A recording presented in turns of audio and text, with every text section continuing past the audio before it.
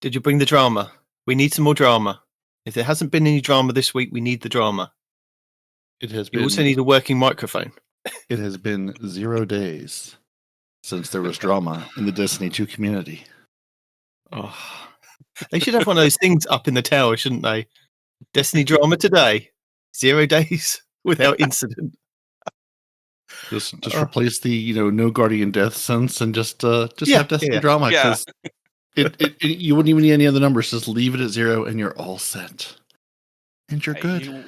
We gotta give them some credit. They had a period that they had a lot of days without drama. That's because they were fixing Telesto. Telesto's just been put in there by someone who got fired by Bungie that didn't want to get fired, and he was like, "I'm not giving this code. Keep it. It's yours now." This is your problem. You deal with it. No more contract, no more fixes. Yep, it does what it wants. And I mean, okay, so the Mint retrograde. I feel like for about 4 minutes, people were making videos about it because it was cool and good and great, and I would love to get my hands on one. Yep. Is the instances of the Mint retrograde being available a quarter as likely as the Civ being up at any given time? Because I swear I've seen. Again, I'm not on every day. I'm on a couple. 3-4 times a week. I did get 2 to drop. I did get 2 to drop. Oh, did you? From what? Pinnacle activities. I did solo encore and I did solo. I did solo encore. I did solo whisper and I did solo something else in the Pinnacles. And I got 2 to drop. One was a tier 2. One was a tier 1. The tier 2 was really good. So I used that going forward for champions. Champions melts the champions. The champions do not stand a chance. But yeah, it's Pinnacle, I think. Yeah, that's what I've heard. So is it Pinnacles? It doesn't matter what the featured weapon is. It's just there in the loot pool. Yeah, because that's like, are there only like 6 weapons in the entire loot pool? Because it feels like I've seen the same handful of weapons over and over and over again. I'm going like we used to have a larger world loot pool where like you'd see the same weapons over again, but it was more variety. Like the number of times I've gotten the Shoreline Dissident to drop, and just the boom slaying 4FR linear fusion rifle. Oh, that's been dropping like crazy over and over and over. And I'm like, are there not other weapons? Wasn't there like a rocket sidearm that exists in this game that I think I maybe have one of? I think that's in PvP. The returned memory. I don't know what the source of it is, but yeah, the returned memory. I was like, doesn't this exist? Where does this like? I don't know, man. But that's the same thing with that rocket-assisted pulse rifle. It's exactly the same. Where does it come from? It drops random. Is there some point we can get it? We need better rules. Yeah, like is it just in the Pinnacle loot pool for me to farm? Do I need to wait for it to be a featured weapon? I honestly thought like it needed to be like a featured weapon to be available. No. Returned memory. Yeah, it's a Crucible, isn't it? Complete Crucible matches and earn rank up packages from Lord Shaxx. Okay.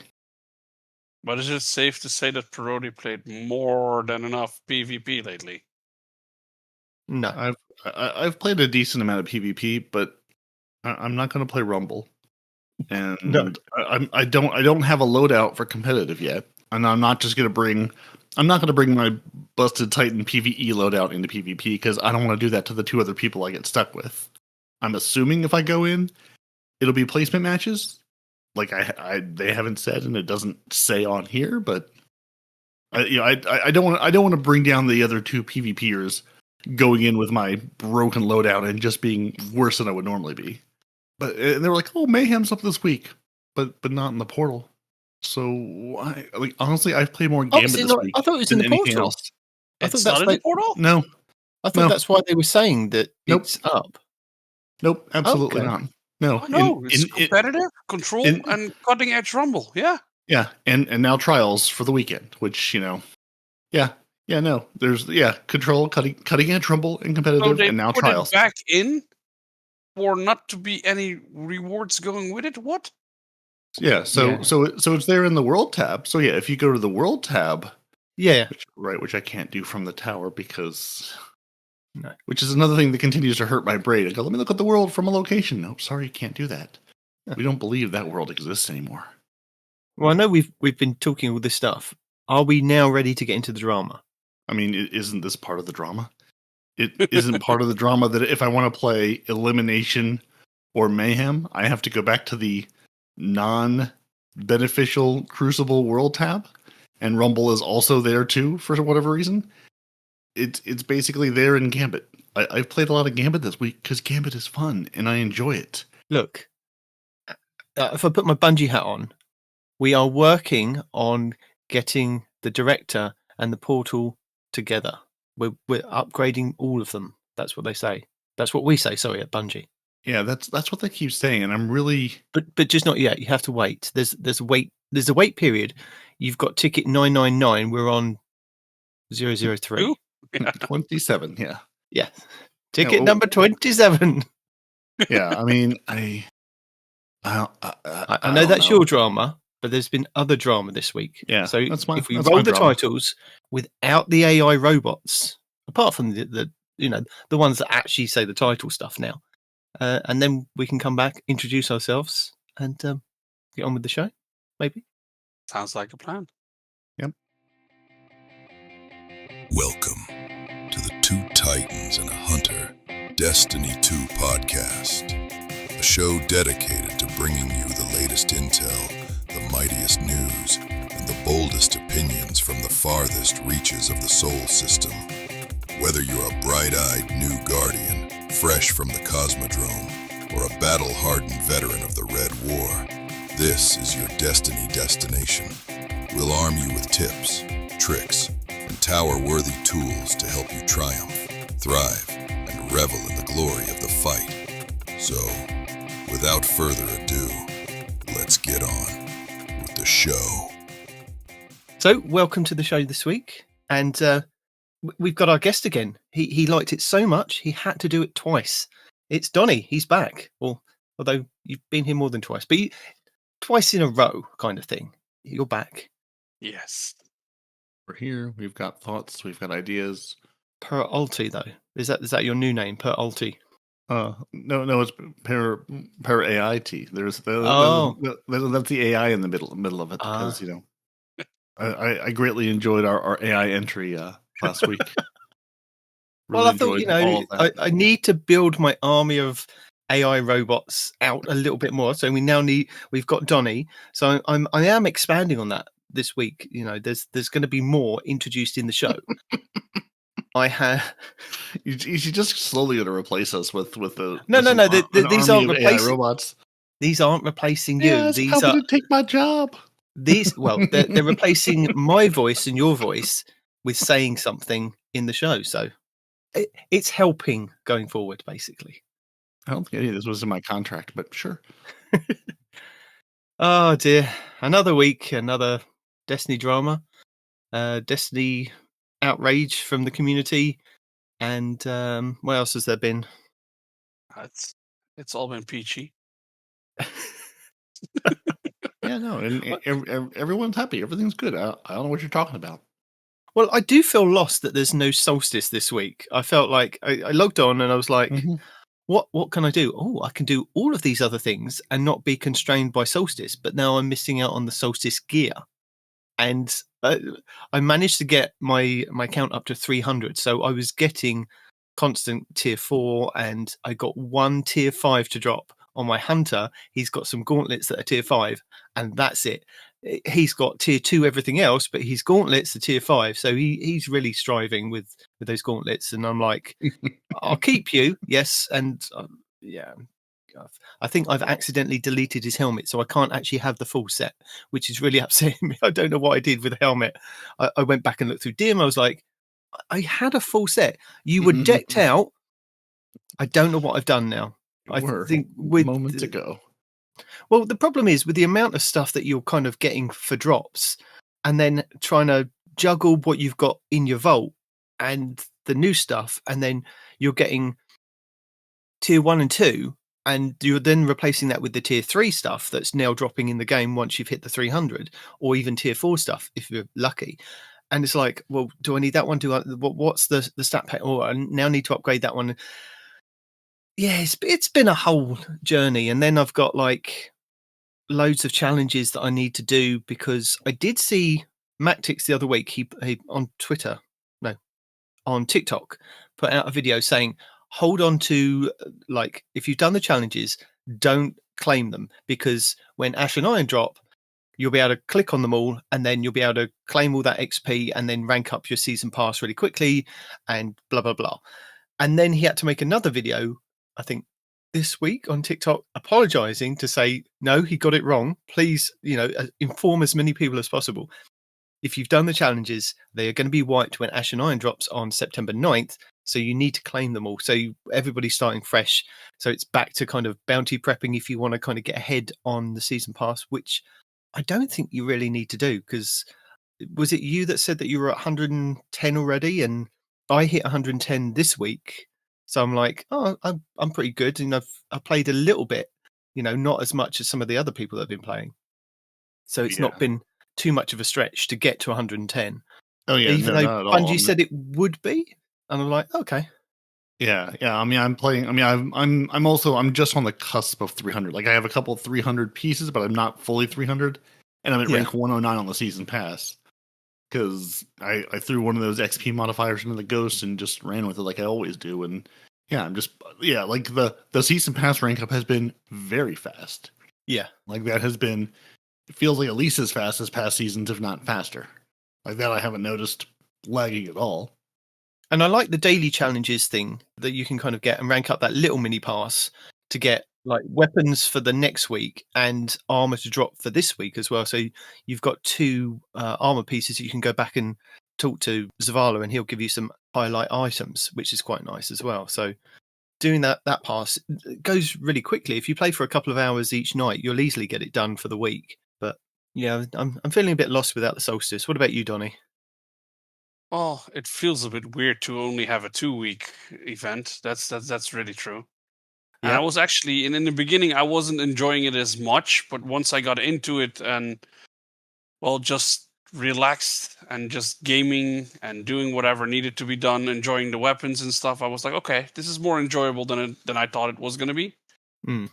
And now I'm like, could have stayed a bit longer. Yeah. I think that's the other thing. I need to apologize, because I was telling Peroty a couple of weeks ago in the Eververse store not to buy the big bundle package to get the shader that comes with, it was the skimmer, the ghost shell, and the ship, the flying ace ship, because they were actually in the database to be in the Eververse store. So it's like, don't buy them because you'll get it reduced, but then they've taken it out and just left the Solstice Bright Dust stuff in there because, for a third week. So I don't know what the decision was with that. So I apologize that I misinformed you, Peroty, and I misinformed the community that, you can get the stuff for Bright Dust this week, but you won't be able to get the shader because the shader's tied to that bundle. But you will be next year, because it will come back for Bright Dust next year, because that's what they do. Won't it be discounted if you get the other stuff for Bright Dust? Should be. If it comes back as a bundle next year, you'll get a discount. But what they tend to do, and what they tend to do each season, is those in the Eververse store, you get a bundle of 4 shaders for, I think it's 800 Bright Dust, and they're all animated and they all do weird and wonderful things. You can buy them this season for the silver, but if you wait until I'm going to say Renegades, probably until Renegades, they then drop them each week into the Bright Dust store for 300 Bright Dust. And that's what they've done for the past episodes and seasons. So if you wait that whole episode or season, they then once a week, every now and then, they drop it in the next episode or season. So, yeah. Well, the question is, did you buy your Flying Ace ship and your Grillmaster Ghost Shell for Bright Dust this current week? Because then you can get the Megalodasher and the Reef Watcher Sparrow for, it looks like, 1,300 silver as opposed to 2,900 silver, since you've already bought half of that pack with Bright Dust. Now, that doesn't help you for the Solstice 2025 shaders pack. That's still the full 800. But if you just want the Reef Watcher shader, you can get it cheaper by buying. Oh, is it still there? I didn't realize it was still there. This is okay. Oh yeah. Because for some reason our event was 2 weeks, but our shop is 3 weeks. Yeah. It's in the big giant, the big giant featured spinner thing. It's like after the Destiny Year 2, Year of Prophecy Ultimate Edition, they've got last chance for Solstice items, and they've got all that there. Your Seaside Celebration, your Mecha Shark Skimmer set, the Solstice 2025 shaders, Flutterby packages, Ice Cream Social, and Cooldown are all still there for various levels of silver. So they do want our currency, but don't want us to play the event. They do. though to be fair, you can get the Ice Cream Social, the Grill Master Shell, the Flying Ace, the Titanium Tyrant, which is a different shark. That's the Sparrow. Yeah, the Skimmer's the other shark. Yeah. So you can get a different shark, but not the same shark. Okay, then, because I thought I looked at the shop and I was like, so they've taken out. I didn't actually go fully into the shop to see if they'd taken it out, but I just assumed because they've put it in for that last week to grab those things for Bright Dust. I thought, that's a pain, because if people bought them, you should get a reduction on whatever the whole package is. So that's nice that it's still there. So half an apology that you had to wait an extra week then. And a double apology that by the time you hear this, it'll be gone. So none of this will matter. Maybe not. That's why you check your Bright Dust. At least next log into the game problem. every week and at least see what's available for Bright Dust. What might be fun there. Yeah, and I did have to go log into my Warlock and start a little bit of the campaign just to get that underway, but also mostly to buy the Seaside set for the Warlock because I need the beach hat and a nice little beach wrap, because that I would be mad if I had missed. So the Warlock has a new set of clothes and is at like 79 power now or something. Has at least seen the game. Oh, bless him. But yeah, it's been a weird one this week, just kind of focusing on getting my challenges done. The challenges, what a pain they are to do solo, especially if you want to kind of go and hunt the data pads. Hunt the data pads in Onslaught when they're at tier 5 and tier 10 and you're solo. Even on the lowest setting, I was surviving everything, but the amount of enemies that were coming in was still destroying my battery thing.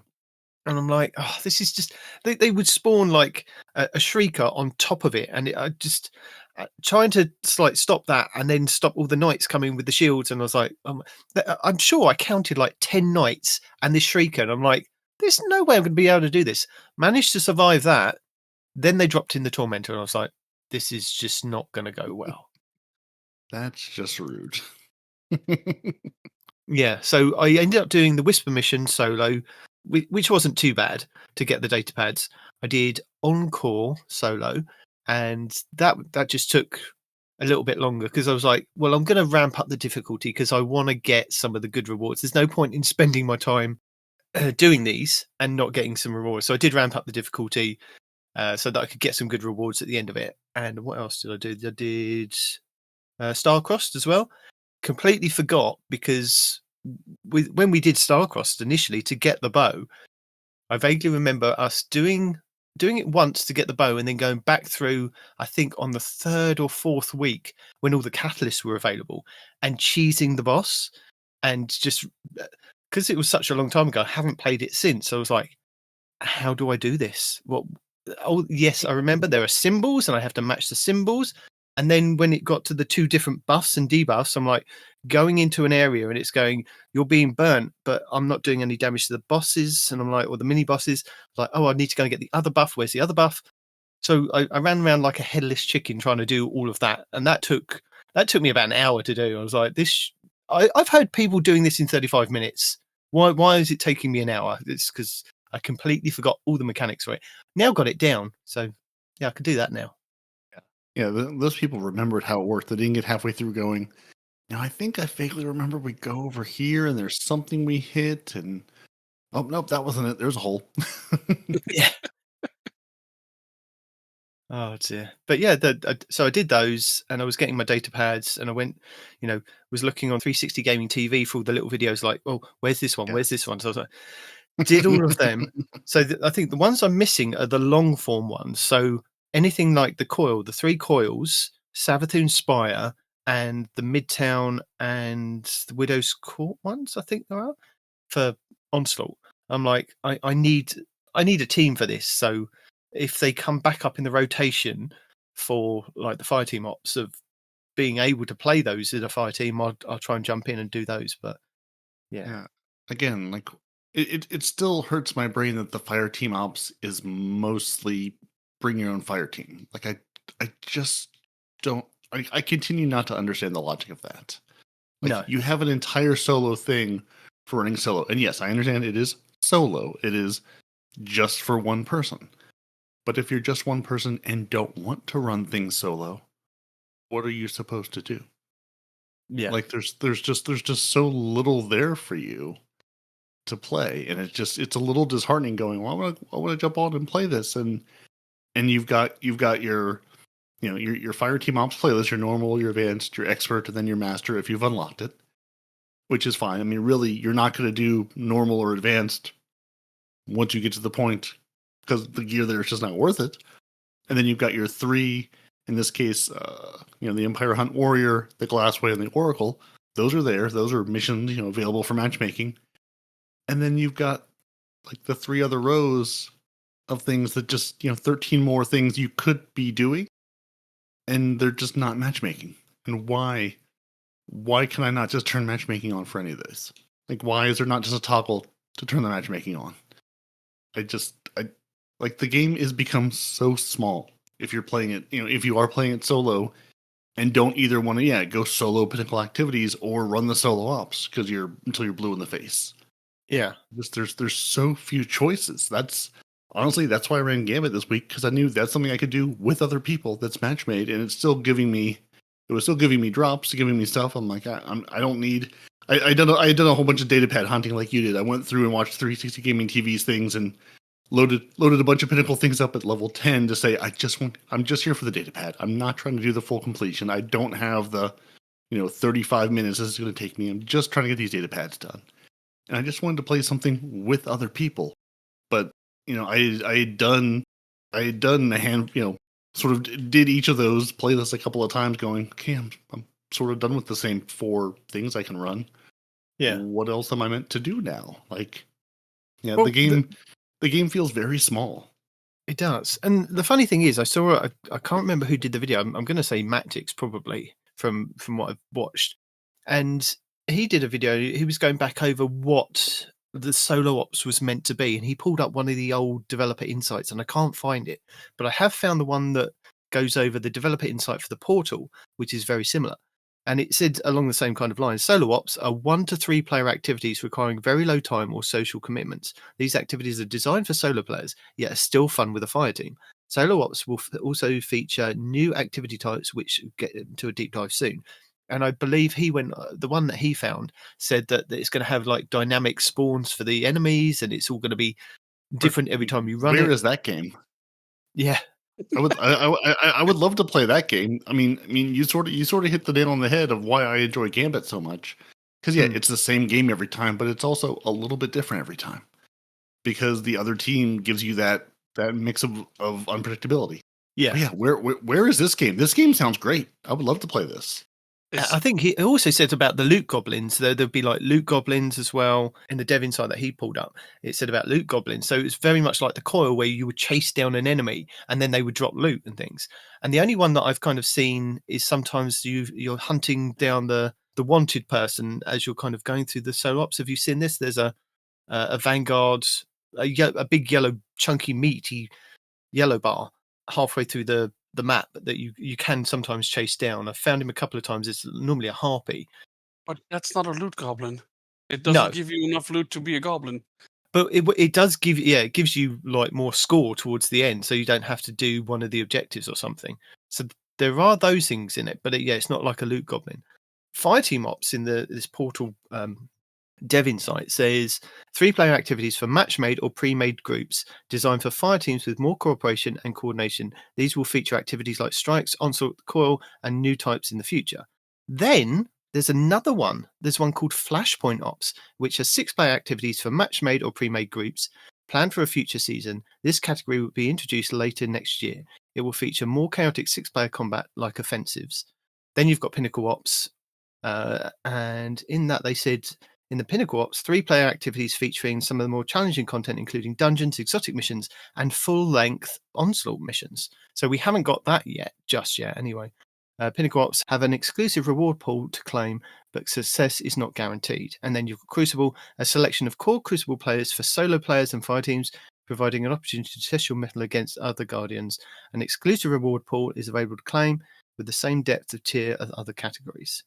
In addition to the categories above, the portal will also provide direct access for current expansion activities, as well as currently running events like Iron Banner, Festival of the Lost, etc., etc.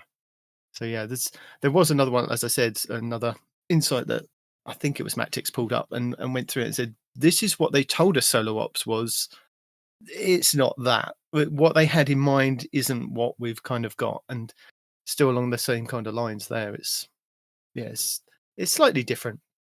Yeah, I wonder if this is one of those Bungie wanted to ship this and planned shipping this, but then this is not, as with Destiny 1 and 2, here's what we were promised, and then here's what we shipped you instead. Here's what we were able to get out the door.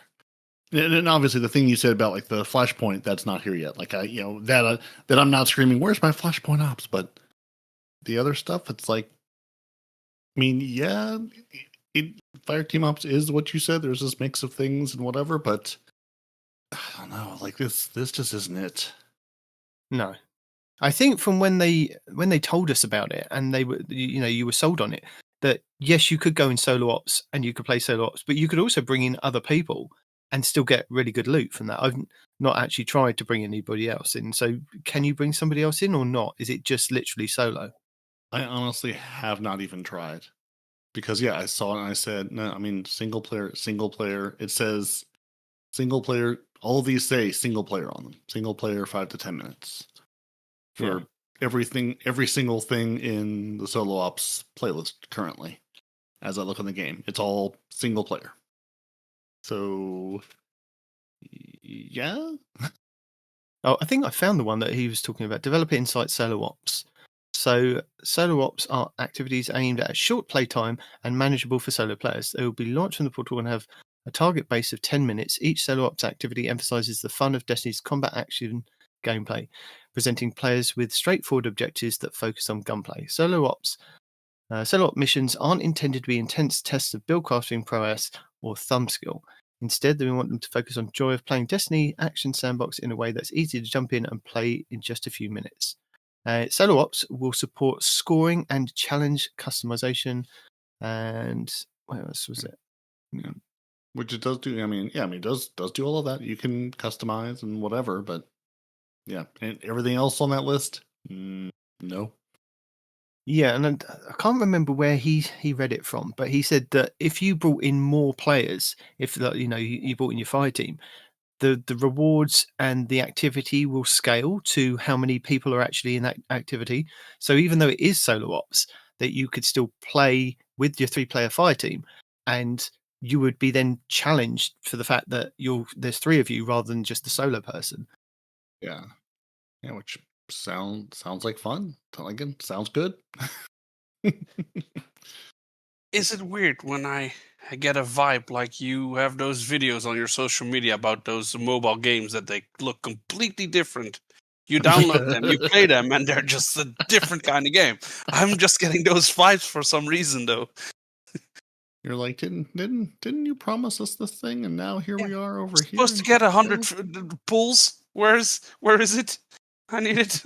Oh yeah, it does in frequently asked questions. It says, can you play them in solo or can they be played in a fire team? Solo ops activities will accommodate up to 3-player fire teams. And we're working on a system to automatically scale up the difficulty of the encounters based on the fire team size. However, if you want to play with other people, fire team ops are going to be more often an efficient path to getting better gear. Hey, Bungie. You told me precisely that I can't play with my friends. No, they say here.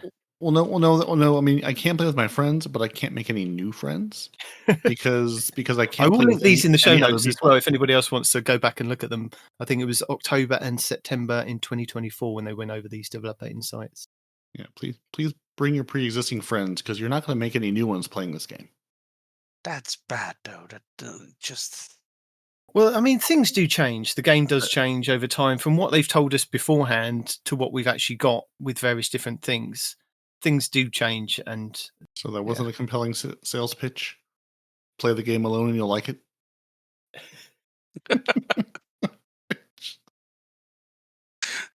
Yeah, I don't know. Like I've again, I now feel like as I'm on the cusp of 300, I feel like I've played enough. Enough again, largely solo to sort of. I don't know. Like I'm finding myself hitting a wall. Whereas before, like I would play and I would always have fun. Like I would use any time I had to play Destiny, and I would play it until I ran out of time for one reason or another. Yeah. And now I'm finding myself playing for an hour, 2 hours, and then sort of hitting a wall, going, "Okay, I've kind of done all that I can do." And yes, but is that because you're playing solo and other people are playing solo on your playlist? Probably. Or nobody else is playing? There's, for the most part, nobody else is playing because I've been on it sort of weird. I've been on it bad hours for those of you in other countries, and also bad hours for those of you in my country. I've had a lot of what I call the Australia problem. I've had to jump off, which doesn't involve Australia in this case, but I've had a lot of things where I had to jump off right when I see somebody else jumping on. I'm going, oh, I've been on for like an hour or 2 hours, and now I have to go do this or do that or leave the house or whatever. And unfortunately, now that my friends have arrived, I can't play with my friends anymore. I have to go out and do real adult things. But yeah, like it's just and before, again, like I could play this game endlessly because it always felt like stuff to do, and now it really feels like, well, here's your 6 choices. Unless you want to go specifically put together a harder, like if I'm doing harder content, I want to do that with my friends. I want to do that with people I like, and just like I play this game to hang out. Like I'm not trying to do solo. I'm not esoteric. I'm not out here trying to do hard solo content because it's there to do. I just want to hang out and have a good time. And it's kind of like, okay, I'm kind of done with this. I've done all I can do for today. I guess maybe we'll come back later-ish. I don't know. I'm just, I'm not burned out from the grind because I'm not grinding. I'm just bored. You're missing the enjoyment of playing with people. Yeah. But I think that's the reason that a lot of the community are complaining in general. It took the fun out of the game. Yeah. I mean, like even Kepler, there's nobody else there. Like there's no one, no other Guardians on Kepler. I'm not even running around and like trying to kick that. Like the other day I kicked that world tier up to Mythic or whatever the 300 level one is, and jumped in there for a while, and it was like getting beaten around by Vex and Cabal or Vex and Fallen. Yeah. And after a while, I was like, why am I doing this? I'm getting the same like 3 guns over and over and over again. They're not particularly good rolls. It's like, what's the point of this world tier? If I'm going to do this alone, I might as well go play a Pinnacle Ops or something. There's nobody there. There's all these Ionians standing around, but there's no other players. It feels like a wasteland. It feels very empty. That's understandable. It's the general complaint about everything. If you look at Discords, Reddits, or just forums on their own website, it's just people are like, we made a lot of friends in this game. We built a community. We had a clan. Everybody was playing together, and with all the changes that you guys just brought, just because of what kind of reason you had in mind, is what's making this game unplayable at the moment. Yeah, and it's I've tried. There's been so much negativity from the start, and I've tried to really ignore a lot of that because there's always things because there's always negativity. Everyone always moans about everything, and I'm trying to say try to sit here and go, well, let me see what my if I'm having fun, I'm going to have fun.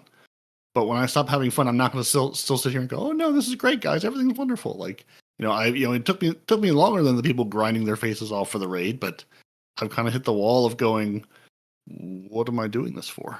Even the higher tier gear, it's like, do I care about like I had a couple of tier 4 helmets and a tier 4 SMG drop from Solstice, and I'm like, well, the SMG is garbage, so I still have it, but I don't really use it because I have a tier 3 that's way better.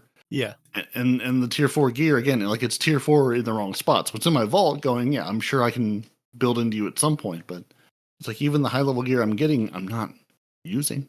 So it's like, yeah, it's higher tier, but why? Do I care? And I'm not sure what I'm grinding for. I think that's what I'm like, what am I grinding for? I'm grinding to replace the gear that I've already got, because you tell me that the gear that is new is going to get better synergy with my artifact. I'll get damage reduction, I'll get more damage going out, and that's for a short period of time. And I mean, yes, some of the armors are really fantastic. You get into the tier 3, tier 4, and tier 5s, and it really does ramp up what you can kind of build into with those 3 different stats that they allow you to go into with the different armor pieces. Yeah, I mean, they're they are making us make real decisions. Like there are real build crafting decisions. It isn't just grind armor until I get hundreds and everything, and then I'm good. Which I appreciate that challenge. Like I appreciate making having to make decisions. Yeah, and I think I would have. I don't know. I mean, it feels like I should have just deleted all the armor out of my vault and just said, let's just start fresh. Because I feel like that almost would have been a more understandable way to say, listen, you can absolutely play with this and it will still work and blah, blah, blah, and whatever. But like, if you want to take advantage of the new system, take advantage of the new system. Like actually build, like, because that armor is not really compatible with the new armor in where the numbers are and where the splits are. And you really have to say, do I want a grenade heavy build? Do I want a weapon heavy build? Do I want to build all the way into my class and just have that class ability up constantly and then build off of that? Like it feels like the diversity of build crafting could be there. And I say could be there because I just don't know what people are running. I don't know if people are still all basically doing the same 6 things that Plunder or Mactix or, insert your favorite creator here is telling you to build. Yeah. I mean, I don't know. I've just sort of been running YOLO builds of going, let's just put this together. Let's max out class and weapon and just sort of see what I have that does that. Let's add some tech armor. Let's play with some of the other armors and just sort of mess around and see what I come up with. Like I'm not really even running a full build at this point, and just sort of screwing around with whatever because. I don't know, like I'm sort of directionless in my building. I'm sort of going, well, what do I want to build? What what should I be building? Well, whatever you want to build. Like I was watching Data this morning, one of his videos, going basically, what do you want to build into? Well, it really depends on what you want to build it into. It's no longer, hey, make sure your resilience is high and then do recovery or mobility if you're a hunter and do this. It really is. You have to make choices on what you're trying to do. And I think it's, it's like, well, what am I trying to do? I still don't feel like I have a good sense of like where the trade-offs really are. I don't know. And some of this is just, it's a brand new system. It's going to take time. And I don't know. I feel that by the time I've got the build to where I want it to be, if I do get tier 5s to drop, that I'm then going to be rechasing that gear again, or possibly not. But the idea is that you then chase the next blue kind of tick box of armor and gear in the next episode season to replace what you've got, and it's just a constant get it, replace it, get it, replace it. After that, it's there's not going to be anywhere in between where it says, okay, well, if you've got the gear that you like, you then need to get this other currency to build it back up into, it's established in this season. It's get the gear that I want and then just do it again and just rinse and repeat every episode season. But it's so many options, so many things to do compared to what we could do with our build. But it feels like we've been put too far into the deep that we cannot figure out what we actually can and want to do because of what we were used to do, all what our builds were used to do, or what it was with the stats. It's just we've been let down without a guidance, and even because you were talking about Plunder, Mactix, and you name it with the builds, even those videos have been less and less compared to new DLC drops, because I do think that even the big guys that are making the builds for us were giving us recommendations on what we could do and what we should do if you want to do solo, or if you want to do the dungeon or a raid, or you name it, that you can make your builds will adapt to that kind of content that you want to do. It's just there is so much, and they haven't told enough of what this stat actually does when you go above a certain point of stat points, or if you go above 60, okay, then we know it. If you go about if you go 80, that's about equivalent to what we had with 100 in Dan, or back when we had armor 2.0. And it's just we don't know what's good and what we should do and what we can do. And if we go above 100, or if we go above 90, what does it do? Does it give us benefits to this? Because, for example, you've grinded so many events or solo ops that you're like, Yeah. okay, what am I going to do now? But all the stats are all over the place, and this gear doesn't have a synergy with that gear piece, and this helmet doesn't work with the gauntlets you have.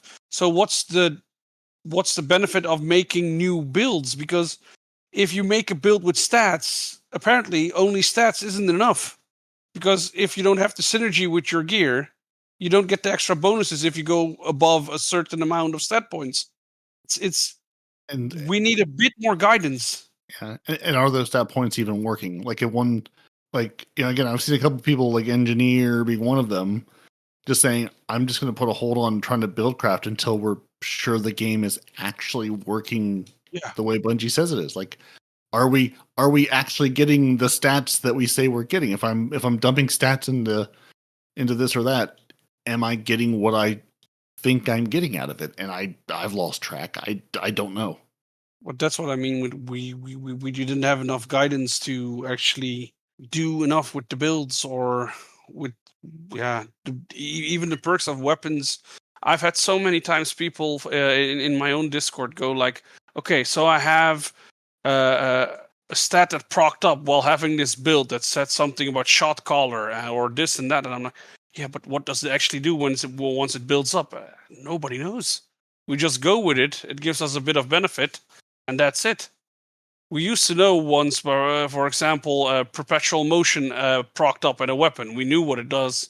And if you stack that up or stack something else up, we know that it does a bit more damage, or more mobility, or more grenade recharging and stuff.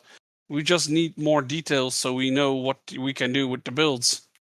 But it goes back to the thing of it being a new game completely, with elements of the old game still there. That I think that's the struggle that the community are having, is that it is Bungie are trying to get us to play this new version of Destiny in Destiny 2. And that's where the struggle is for a lot of people. It's like, well, I'm confused at this. I don't know why this is there and that's there, and why these are here, and what this whole new kind of build crafting and stats are, and why we've got a blue tick of this, and why this works with this. I mean, you guys were talking about it with the portal beforehand. Like, why are we mentioning Mayhem in the TWAB this week, saying that it's up and you can go and play it, when it's not actually in the portal? Because I assumed that because they were talking about it in the TWAB, that it's something they've now put into the portal. You know, it was one of the new nodes that they put in there, and it's you were saying, you have to go to the direct, you have to find the old Crucible node and go, oh, okay, Mayhem's over here.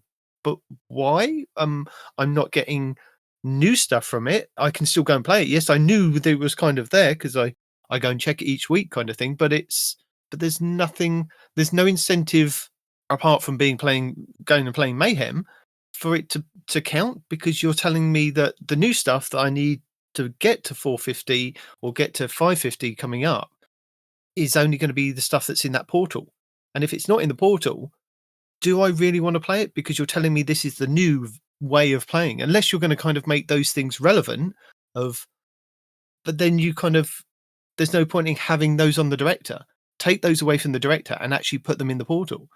But I think the problem is where you've got half of Destiny 2 in one area and half of New Destiny 2 in another area. It's so conflicting, because they said, you know, Gambit's not going to be part of this thing at the moment, but it'll be worked into the portal at some point.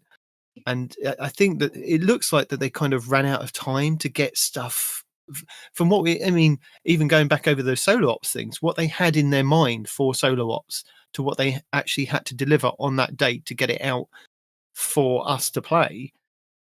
was completely different. And I think they didn't want to do crunch time, but they had to give us something. And they promised us this portal. They promised us this Kepler, and the story's fantastic, and Kepler is really good. But when it comes down to the kind of the core parts of keeping people playing, it's very confusing, and just all over the place. Yeah, you took our Destiny 3 and you glued it on top of Destiny 2. Yeah. And then basically said, you can absolutely still play all this old stuff. But there's just like basically until you hit 200 light, there's just no reason to. Which is really, so the first character, you could go there and you can get drops, and they aren't new weapons, but the light level is higher to get you somewhere. Like, it would at least be nice to say, I mean, and maybe that's it. Maybe 200 is I've forgotten which cap is which at this point. If 200 are soft cap, so maybe it is. The world drop level is up to 200. So you can go do any old activity till then. But then anything past that, like, unless you want to go play it because you want to have a good time or just play the game for fun, there's no reason to play anything in the director at all. Again, unless you're trying to do a raid or a dungeon for an exotic drop, there's just no reason to play any of that old content. Like, if you're trying to actually, work on your character, get new gear, work on new builds, any of that stuff, it's such a weird disconnect. Where it's like, this is all here. Like, I get why they didn't want to take it all out, because if they had taken the director and said, here's just the portal, the game would have been dead in 2 weeks. We would have all said, okay, we played this, we're done until you put more into this. But there's just so, like, I don't, like, it's good that you want to keep it all in there, but it needed more time to cook or something. Because it's just. But do you think it's all there? But why? Do you think this was partially down to what's been going on at Bungie, behind the scenes with the whole 100%. Sony acquisition and 100%, and Marathon, and it's like, well, we need to get this game out. We've told people, and we're not going to kind of push back that date even further, because I think even with it being released in July, I think maybe that was pushing it out even further, wasn't it? Because I think when looking back on the timeframes of these things, I think they had it in mind for July, but maybe it might have been better to be pushed to September. Yeah. Well, it's like a trend in game developing in general, or companies making games. It's just they are putting games out way too fast just because the community or people are being impatient. Yeah, and then they try and fix it afterwards. But then I think this has happened so many times with Destiny that this is every release of Destiny has been the same way. People have now got really fatigued by it, and it's like there's only so many people that will hang on to play it. I mean, I still will, but I would have given them the time. I would have said, if you say, oh, we need more time to let this cook, September, October, November, maybe even December, even February, if you're going to wait until next year, you guys are going to just have to play what we've got in that rotations for this amount of time. We'll still put in our events. Then? No, I don't think it is. Look at Rockstar. GTA 6 has been delayed for how many times? And even then, the community is still playing 5, and they're playing the online. They're enjoying it because they're getting free updates and you name it. And they are willing to wait for a game that's going to be filled with less bugs when it comes out, so they can have the things that they actually asked for and the improvements that they wanted in the game and stuff. Just I don't get why you have to get peer pressured into releasing something that's actually not done yet. Or look at it this way: we're playing this game now in a beta version while they have released it as an alpha game. I mean, and to be fair, this has nothing to do with community pressure. This has everything to do with shareholder value and and the leadership of Bungie making. I mean, honestly, the leadership of Bungie making commitments to Sony, and Sony saying, we need you to make money. I mean, this is a business. I mean, the community wants things, this, that, and the other, but we are not the ones who have any sway over this. This is Bungie leadership giving, making a promise and then not delivering on that promise. Yeah. You know, I this, would you know, say put again, repercussions for that. I know someone who has a nice car collection that they can repo because he promised certain deliveries that he couldn't deliver. yeah, There's well, probably a couple of nice cars they can repo for that. yeah, but that doesn't help. That doesn't fix anything. No. Well, it makes sure that the next CEO or the person running the game doesn't do it again, because he knows that someone has been put up on the chopping block and made an example, so he now knows not to mess with it. I think the thing is with what you're talking about is just that recently things like that have kind of tarred their kind of reputation for what they were doing beforehand for Bungie and for Destiny 2 or even Destiny, and building their studio. They've done really well to get them to where they were. I mean, they've got them to the point where they've been acquired by Sony, so they've made the right moves to make the studio that big enough of an acquisition. Sony really wanted them, so you know, to get the studio to that point, they've done really well. But I think you're right, Peroty. It's like it's the pressure from Sony. It's like, okay, we've given you all of this money. We've given you the 3 billion, whatever. We want you to deliver. And you said it's going to be July. It's got to be July. You know, you said Marathon's going to be out this financial year. It's coming out this financial year, whether it's good, bad, indifferent. You've promised, we'll get it out, kind of thing. And I think that's partially the problem. But Right. as a player, I would have gladly waited until, if they needed it, February. Like we've had with past expansions that have been pushed back, like the Witch Queen. Witch Queen was always celebrated for being pushed back and then releasing it, and it was fantastic. Everybody enjoyed it. And I think in the meantime, if you still had your events, and they do what we've been saying on the podcast for many times, is that the focus when we had a lot of downtime in Destiny 1 was PvP. Was that kind of Trials of Osiris was the kind of pinnacle thing to kind of go and play at the weekends, but you were getting new maps. New maps here and there would really help kind of keep that PvP alive. New maps, new weapons, just sprinkle it in every now and then. It just to keep the community kind of coming back and playing, even if it is just for Trials at the weekends for that time period. You still got your events coming up. You know, you still have your Dawning, your Solstice, your Fest of the Lost, so you could still be doing those kind of things, even Guardian Games, and then you release your kind of your big expansion with what you envisioned and what you told us in these dev insights. And you know, when you finally deliver, and it you know, it gets applauded worldwide, and people will say, "This is fantastic. We're coming back to play this." You don't get in the situation you are now, kind of thing.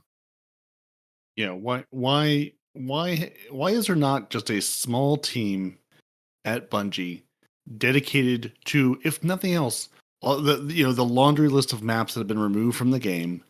Why is there not someone just saying, "Hey, you're working on this, but you're also part of the map strike team," since they like to use strike teams for things. You're on the map strike team. Every 3 months we need to bring at least one map back, 2 maps, or at least 1, 2 or more if you're able to. Because again, I have no idea, the amount of work that needs to be done to make all the tweaks on these maps that they want to change. To say nothing of building a new map. Just we've said forever, there's so much game here. If there is a reason to play the game because we're getting good loot out of it, we will continue to play it. If there's a new map, if there's just a new place to play that people enjoy, and that's the other piece of that is, of course, the new maps they brought out have not been appreciated by the community. I think they were, sort of missed the mark on where those maps were used, but just bringing back the maps we had would give us, it makes the game fresh. You have these playlists where we can do and run them over and over and over again, but it's the same thing on the same map with the same enemies and the same everything. The map is what makes it fresh. The map is what makes it interesting. Yeah. I mean, you could make no further investments in Gambit at this point other than throwing a couple of new maps in and setting that as a week-long event. Say, hey, old Gambit will be there. It'll be on the director, blah, blah, blah, forever. But hey, new Gambit, I mean, it's the Civ, guys. You basically brought us Gambit with the Civ. Make that an event and just say, hey, it'll be run on a new map. There's a Kepler map, or just put it do it like the Civ. Stick it on Kepler and say, hey, this is this thing happening on Kepler. There's no other Guardians there anyway to interrupt or interact with. Stick it there and just say, hey, here's the weapons you can get. It'll be the Kepler loot pool, or it'll be, hey, we've taken some of the Gambit weapons and given them, revamp perks or new perks. Again, it doesn't have to be brand new stuff. And yes, everyone will scream, oh, you just reskin this, you just reskin that. But it's fun. It's interesting. It would give us something else to play that wouldn't be brand new, that wouldn't be a short time thing. Just, I don't know. Would have been better than what we got now. So are we in agreement, guys, that it would have been better for them to wait and then just give us little things to play and then, do whatever to get the game out that they kind of envisioned in these dev insights before we got it? That make more money eventually, though. That if you have a community that's very happy with how the game is going and actually playing the game, so the numbers are up, people are returning. Well, just in general, your servers that are being used, you can show off all the numbers with the board meetings. Instead of like, okay, they wanted this game out as soon as possible. People have pre-ordered it so many times, so we made so much money in the beginning of the DLC or the game. And eventually everybody drops off. So there goes your income. And what are you going to do if you don't have enough money that's coming in to rebuild the game to make it better? Is the game fun and engaging so people will continue to play? And yes, I know fun is not a metric you can hit because it's different for everybody, but just, are you having a good time? Is it a place to go and have a good time with your friends? Is it somewhere that rewards your investment? And I don't think it is, especially with some of the changes they released this week, which I glanced over the TWAB and then started to see the parade of videos coming and going. Oh yeah, I mean, again, where Bungie just 2 weeks ago, sort of acknowledged the problems that the community were providing feedback on of hey, this doesn't feel rewarding. This doesn't, we're all playing the solo op Caldera, whatever, because that's where the best reward for my time investment is. Because I can't play with anybody else anywhere else. So I'm either doing Pinnacle Ops and getting a couple of drops for 40 minutes, or I can go play 5 minutes and blow through this thing and get, better loot or just as good loot. And just like, was this a planned change, Bungie? That it feels disingenuous to give us the update we got this week after not even 2 weeks ago being like, oh yeah, no, we hear you, we understand, we're gonna finally felt heard by the devs. Yeah, and then just to have this, okay, well, you heard us. Well, did you tell anybody who were building the game? Because I know the community team hears us. Like I'm not mad at DMG and the community folks. Like they hear us. They're on the front lines getting screamed at. Yeah. Did the developers listen? Like did they hear us? Did management say, yeah, this is real bad. We need to do something about this and empower the devs to make those changes? Because doesn't feel like they did. doesn't it's their way of listening to us. Yeah, it doesn't feel like that message got to anyone else. Hey, guys, this doesn't feel rewarding. We're going to take the rewards away.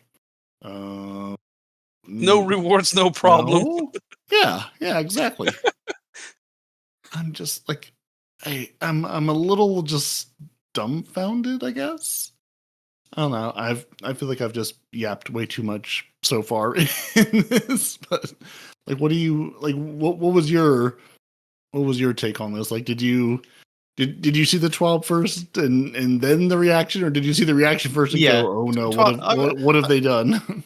Was there a way to see the TWAB first with all the community going crazy on the internet?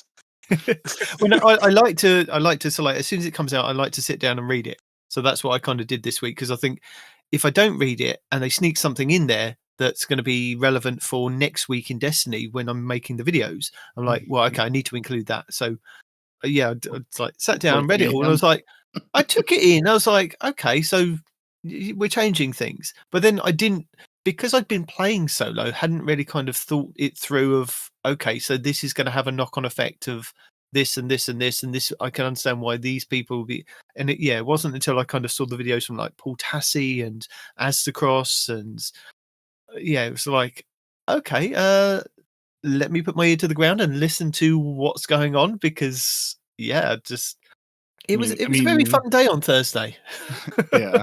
I mean, the Destiny community is a grumpy bunch on the best of times. Like, we're overall not a super upbeat, positive group of human beings. No, we are, but in our love-hate relationship with this game.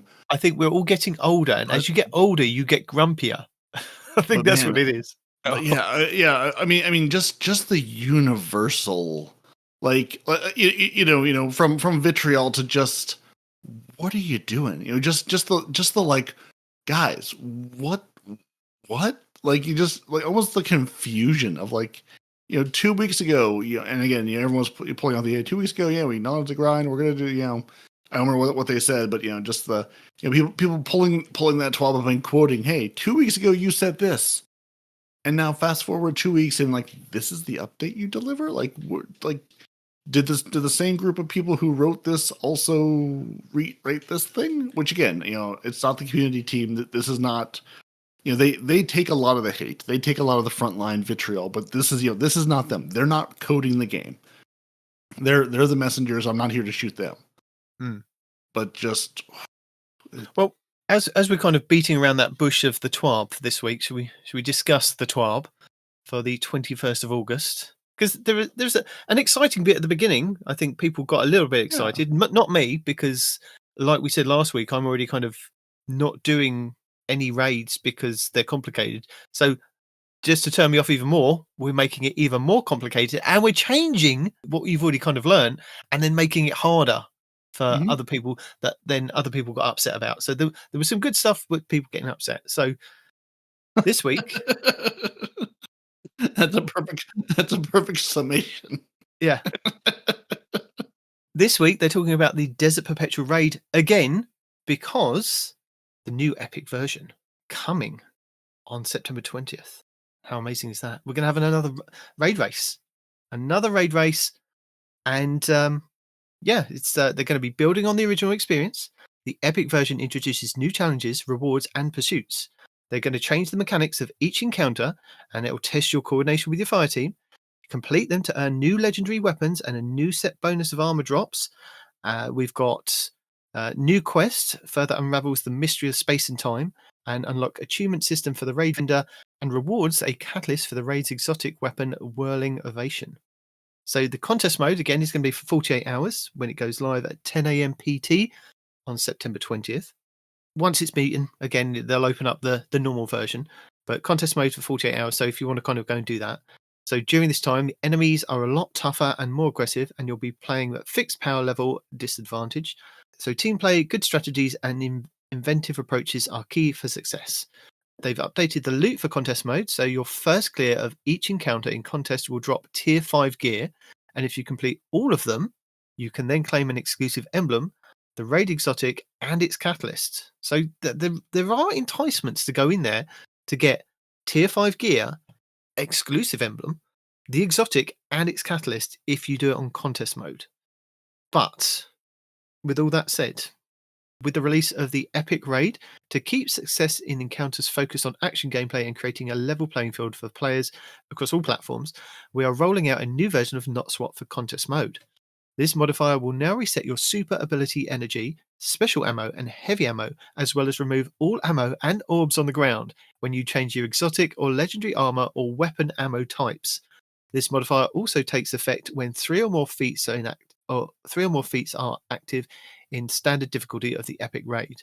The experience has been tuned around this modifier, and they'll share more information in a future TWAB.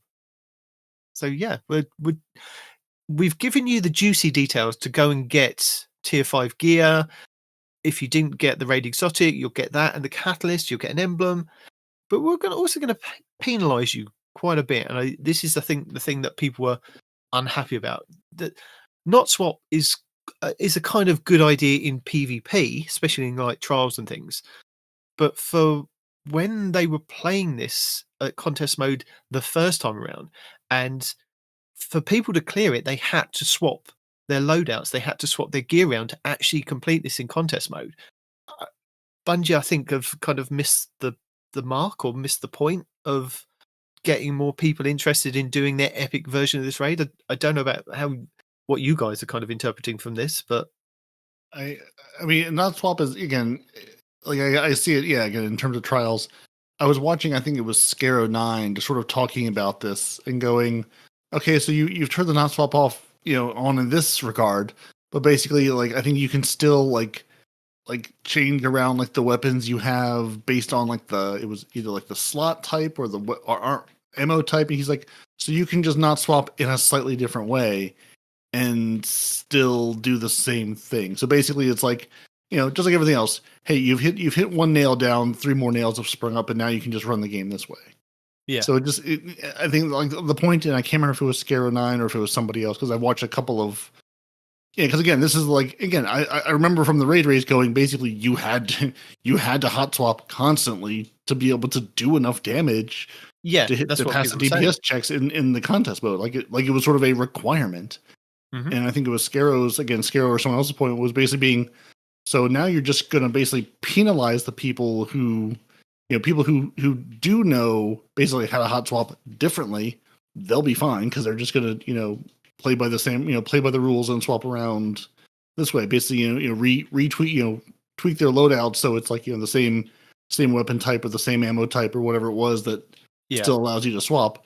But then everybody else who's like us, who are not experts in this game and don't know every in and out, you're just basically increasing that knowledge gap, not even the skill gap, but just the knowledge gap of making it less accessible to anybody else who wants to go in and just try it by penalizing them like this. Yeah. And it's just like, why? Like, I mean, I would have expected to see maybe, hey, we've got which I think they go on to say, hey, we've got the security team looking more closely at this, because of all the cheaters in the first one. Yeah. I would have thought that kind of would have been the big sort of headline. Hey, we're really going to kind of make sure this is a more legit contest mode. I get that they're changing, bring the hammer down quicker, changing the encounters, or because they did that when we had the 2 different versions of the raids in Destiny 1, where you had the normal version and then you had I can't remember what they were called, the legend or the master versions of like the King's Fall and things, where you get the harrowed versions of the weapons that you could get in the standard, and you had to do the encounters the way that Bungie kind of intended you to do them. Or we still found ways around it, but you know what I mean. It was like, yeah.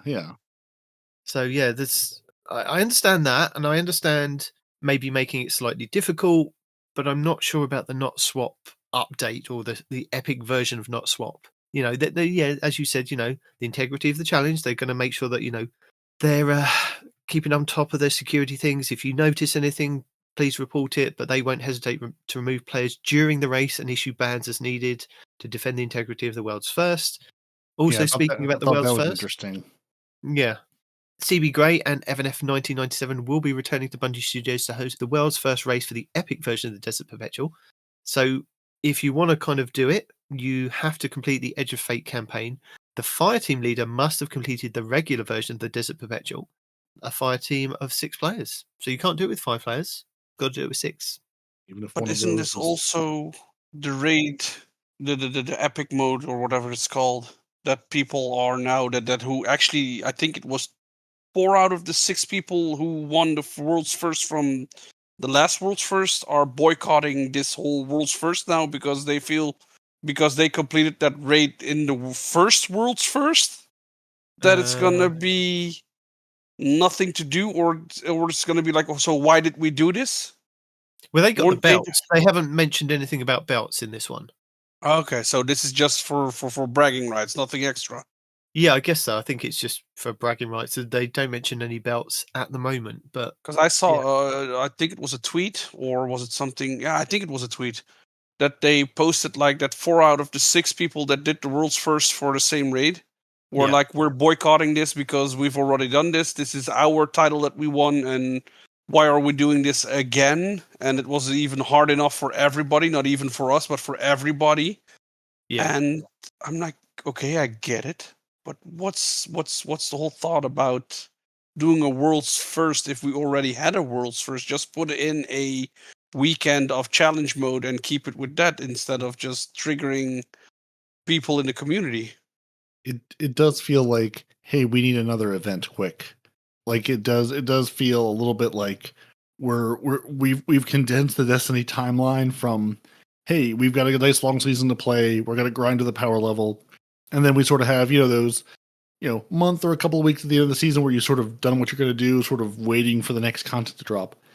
It seems like, again, with all the portal stuff we've been talking about, we've condensed that to like either there's an event going on or there's not. There's something to chase or there's not. And it really just feels like, yeah, we had Arms Week, that's here, that's gone. We had Solstice for 2 weeks, that's here, that's gone. Okay, we need an event. Which again, the epic raid is cool. Like I'm glad they brought contest mode into the game. That's something people have been asking for a long time. Let us do contest mode. Let us do contest mode as a modifier. I'm glad that's here for those people who want to play that.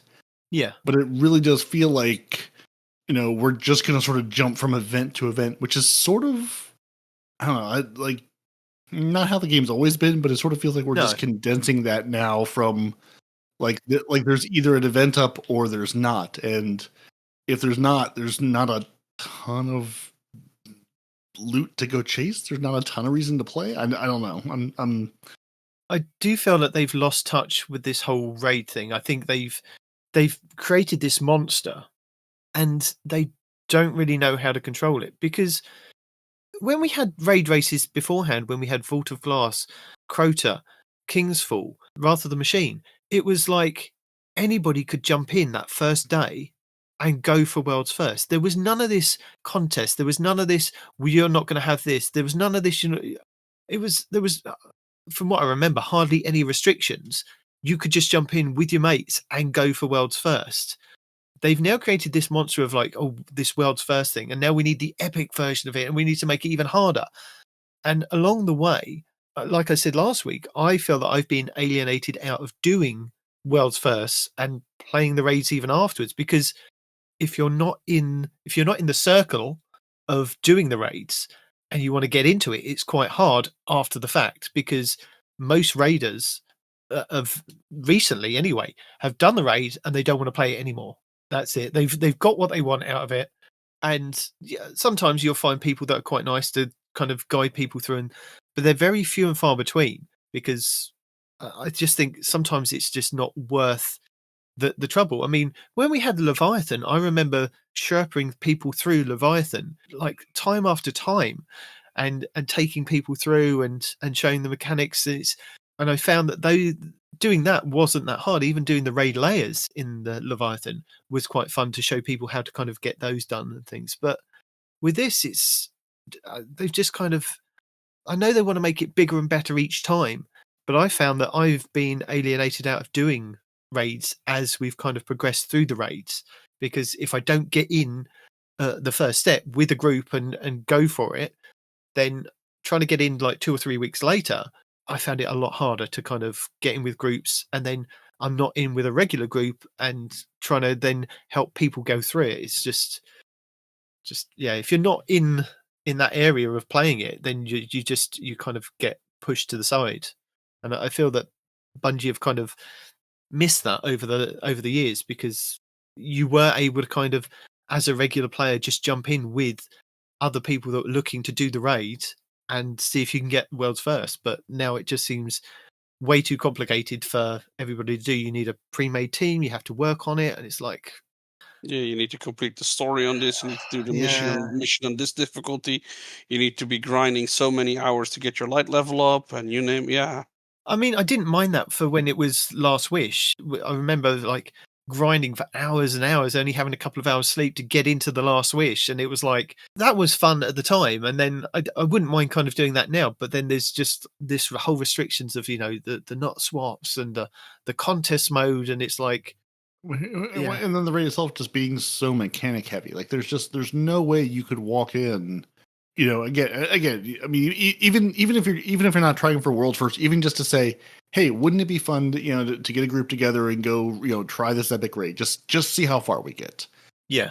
Without having just like, like a full on Sherpa who knows what they're doing, understands all the mechanics. Like there's things being so mechanic heavy, like there really is that like requirement to understand all these mechanics. And then, like I said, these are going to be new mechanics. So, which again is going to be, and I understand it's a race. Like it's not meant to be terribly accessible, but even the raid on its face, it's like it feels so mechanic that's the thing. heavy. It was accessible way back. Yeah, right. Yeah, it's just the accessibility is not there, which sort of brings me again a little bit just further down the TWAB when they start talking about like the new modifiers they're gonna release in the game and things. Yeah, it feels like the game is just starting to skew for the more hardcore player. Like some of these modifiers around time and going to orbit and things, which again like and I understand like it's for the harder modes, like it's for modes that the hardcore players are going to play. And I wonder if we're ever going to hit a point where we can onboard new players so the game continues to survive. Because, like, and I'm not saying the hardcore players don't need things. Again, people have been asking forever for all these different modes, for different difficulties, for different modifiers. Letting me play this game harder. Let me go in and do this game and add more challenges. But I just want to wonder, like, is anybody working on getting new people into the game? Because, like, we talk about player bases and matchmaking times and everything else. It's like if we don't onboard any new players, we're not going to have a game, because eventually people are going to get bored, day to day, week to week. And well, I think the idea was of the portal is that because everybody was reset back to 10, you could just create a new character, jump in and play the Kepler activity or play the Kepler story and jump in from there without having known any of the kind of backstory to characters and things like that. It was like, you can go from here and you will experience the new game. You'll have that 700 empty vault that you could fill up with all the new weapons and armor and things like that.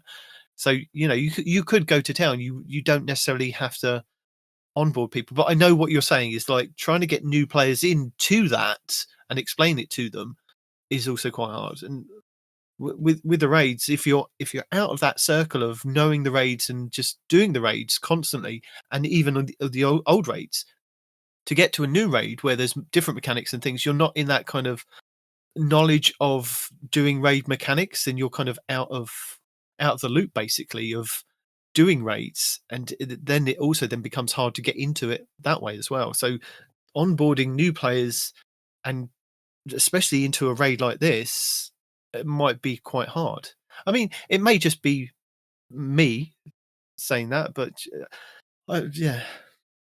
I mean, I'm curious, like, Donny, have you played with any newer, either new players or returning, even just returning players, which if you're gone long enough, you're basically a new player at this point. Like, have you had anyone either sort of going through the new light experience or basically that have been gone so long, essentially they're going through the new light experience, going, what did they do to my beloved game? How is it different? Why is it different? Why is nothing I had look familiar? No, I had a couple of people who came new into the game that are actually that I played with or that I matched up with in the beginning of the drop of the DLC.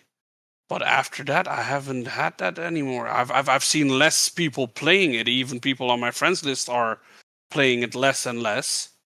But it's. But could that be because of the time of year as well? Because it's the summer and a lot of people are kind of out. Like we said, summer's not really a good time for people that are already in the community of Destiny, because they've grown up with Destiny and they're older. They're going out now, and I'm spending a lot more time with my family over the weekends and holidays. So that's when my time is restricted. So come September, when they're all back at school and things like that, my gameplay will pick up. And I think a lot of other people are very similar to that. Is that they've grown up and got families and built families as they've got older, but still want to kind of play Destiny. Yeah, well, I have the same over here. My kids have summer vacation now, and they still have a week and a half left before they have to start going to school again. But the fact is, it's just because exactly the point that Peroty is making the whole time is that he's frustrated with the fact that the game is too boring. There's not much to do. Everything you can do is technically only solo, or you have to have a pre-made fire team. And once you don't have certain amount of time or in a certain amount of hours in a day that usually you used to play from, let's say, for example, you used to play from 8 till 11 in the evening. Yeah. And now your priorities have shifted. You have new stuff to do. Maybe you got a new kid and you name it, whatever it could be. So your hours change. So you can no longer go from 8 to 11, but you can go, for example, from 11 till 12, and that's only an hour.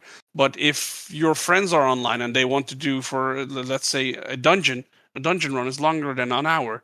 So Yep. why would you go or why would they play with you if you cannot commit to doing that activity from beginning to end? And that's how you lose your interest in the game. People are playing it more and more solo. And in all honesty, Destiny is not a game that you can enjoy solo. No, it's really not. In the beginning, when everything's new, yes, you can enjoy it because the cinematics, the storytelling, it's amazing. But at a certain point, you're going to be like, okay, I've done everything now. And now? Because everything you can do and need to do now is... Yeah, the whole thing requires a fire team. Fire teams of like 3, 4, 6 players and getting your clans. Was supposed to fix that problem for us, because it was supposed to put me that cannot play in with those hours. It's supposed to link me up with a Peroty or with you or whoever it is that doesn't have a fire team, but we want to play that activity. Make sure it's match made so we can match with each other and still play the activities that they made for us. Yeah. I mean, you want people to play the game, let them play the game with the other people playing the game. Yeah. It doesn't help to have all these activities where I need to bring my own fire team. And yes, again, I'm hearing the devil's advocates, fire team finder exists, and yes, there's other ways to do this. But you have a game that has matchmaking in it. I mean, and again, and this is definitely the back in my day showing, but I remember watching the trailer of Destiny 1 and seeing, hey, this is a game with a world where you can run around and there's other guardians out there, and you can group up and go do an activity, or you can, work together on this thing, or just take down this big boss in this open world. And that, that game is gone. That game is dead. It's, Kepler now, you load in and you are alone. It's you, a bunch of Ionians, and the Vex. Like there's nobody else there. It really is just, it's you, and that's it. And yeah, maybe that's, that's kind of been the way it's been for a while, but like there's no, with all the portals, the portal stuff is sort of the same as the playlist, is you're going in, with matchmaking, with, getting group with a couple other people. But even just like there's, the fact that sort of the world you're going into now is this solo experience. And I don't know, like there's no other option than this. Yeah, and I know I've been talking to Noble a little bit. We'll have to get him back on one of these weeks.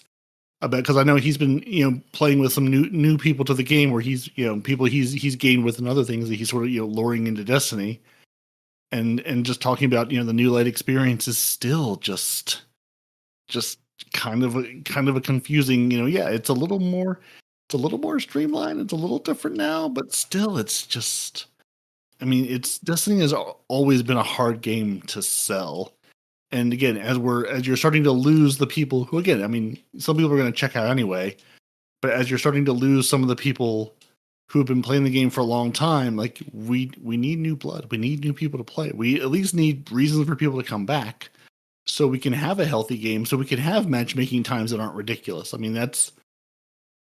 of the times I've stepped into Crucible, even just like Control and stuff, the matchmaking has been fairly long. Like, and this is just, I'm not good. I'm not a high, I'm not on, I think, either end of the tier of really good or really bad. I'm a, 1.0-ish, 0.8-ish KD Crucible player.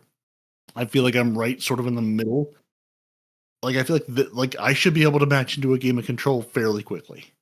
Like, this doesn't seem like this should be go set the controller down, refill my drink, maybe, unload the dishwasher while I'm waiting for matchmaking to happen. It hasn't always been that bad, but a couple days, it's kind of that bad trying to matchmake things.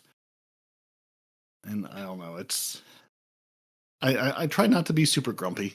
I didn't want to come on and be I was thinking that everything's dumb, but it's just this week it's hard. It just sort of hit me. I'm just like, plus Yeah. I'm kind of there with the rest of the community. Like again, I'm not angry about it. I'm not like, Bungie's trying to do this, but it's just it's disappointing. Just sort of going like it's because I've been in love with this game since the beginning. Since week 2 or 3 of Destiny 1. Whenever I started, I'm not a day 1 alpha vet or anything, but I've played this game consistently the whole time, and this is really the first time I'm finding myself going, what else is out there? What else could I be playing? Like, hey, there's some other stuff that looks kind of interesting. That could be fun. In a way, that's not bad because yeah, I mean, yeah. People are screaming, that's healthy, dum dum. You're not supposed to play one game forever. It feels bad because you're so used to, but it's actually not that bad because, hey, other games get a chance. You get to play a lot of solo games that are story driven that are really good. Yeah. So yeah, but it's bad that actually as a veteran you have to come to this conclusion after such a long time and having so much passion and love for the game that you actually have to think in a way that like, okay, so done this, done that, there's not much to do, there's not much to grind for, or even when I grind, is it going to be beneficial for the next couple of weeks after we hit the new season? So what now? It's hard to put to focus on the game at the moment. Yeah, that's kind of where I'm at overall. I think it's just like, what now? I'm still gonna say we need instead of Scorch, we just need a full PvP map, 6v6, only toasters. That would fix it. Yes. Really? Yeah. Just toasters. Just toasters, nothing else. No supers, no grenades, no spam abilities. Just toasters. Spam the toasters, yeah. Yes, that's all we do. Make sure everybody's fed correctly because they're hungry. Just feed them toasters. But is this anything to do with the raids? Because we've got we've gone way off of raids, but Bungie are still talking about raids, and they want to share some more information that we've got to get back to. Well, we can get back to it, but it says enough that how people are interested into the raids. Yeah. But there are some updates coming with the Ash and Iron update which is 9.1.0. So you can earn extra rewards from clearing all encounters of the Desert Perpetual, defeat all 3 bosses before defeating Kogos. I'm guessing he's the main one. To earn extra piece of gear. In addition to this, they're also introducing 2 weekly challenges. The first challenge is to give an extra piece of loot from your first clear of the encounter each week in either version of the raid. Completing this challenge will unlock an additional one that provides bonus loot from just the epic raid. And the loot from these challenges has bonus seasonal power and drops at an upgraded tier based on the number of activity feats. And they're also making improvements to gear tiers in the Desert Perpetual. So they're removing the requirement to complete the combined Mastery Triumph to increase your gear tier drops. Now, all the Desert Perpetual gear will drop at tier 2 in the standard version and tier 3 in the epic version, no matter your current power level. In addition, we have added a chance for all gear earned during a full clear to drop at +2 from your base tier, and add feats to increase your chances. Change. But I've seen people complain about that if it's a raid, it's a pinnacle thing. Tier 3 should be your base one. If you're doing the standard version, that should be the tier 3.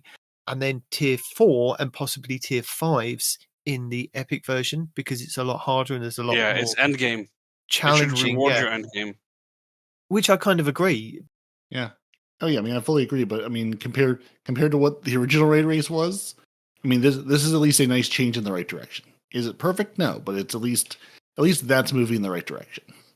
Yeah. I think maybe they kind of need to tweak it slightly. Yeah.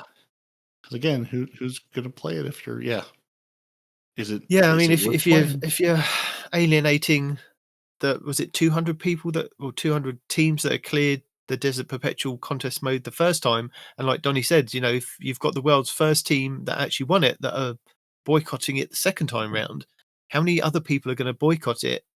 Maybe this is the chance that Datto needs to get that world's first without a belt.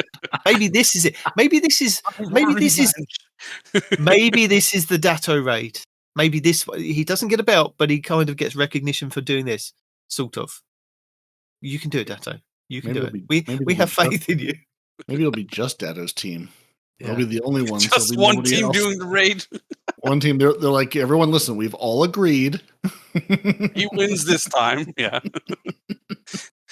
We all bet on him. It's fixed now. You want the community to come together? Here you go. We got him together. Yeah.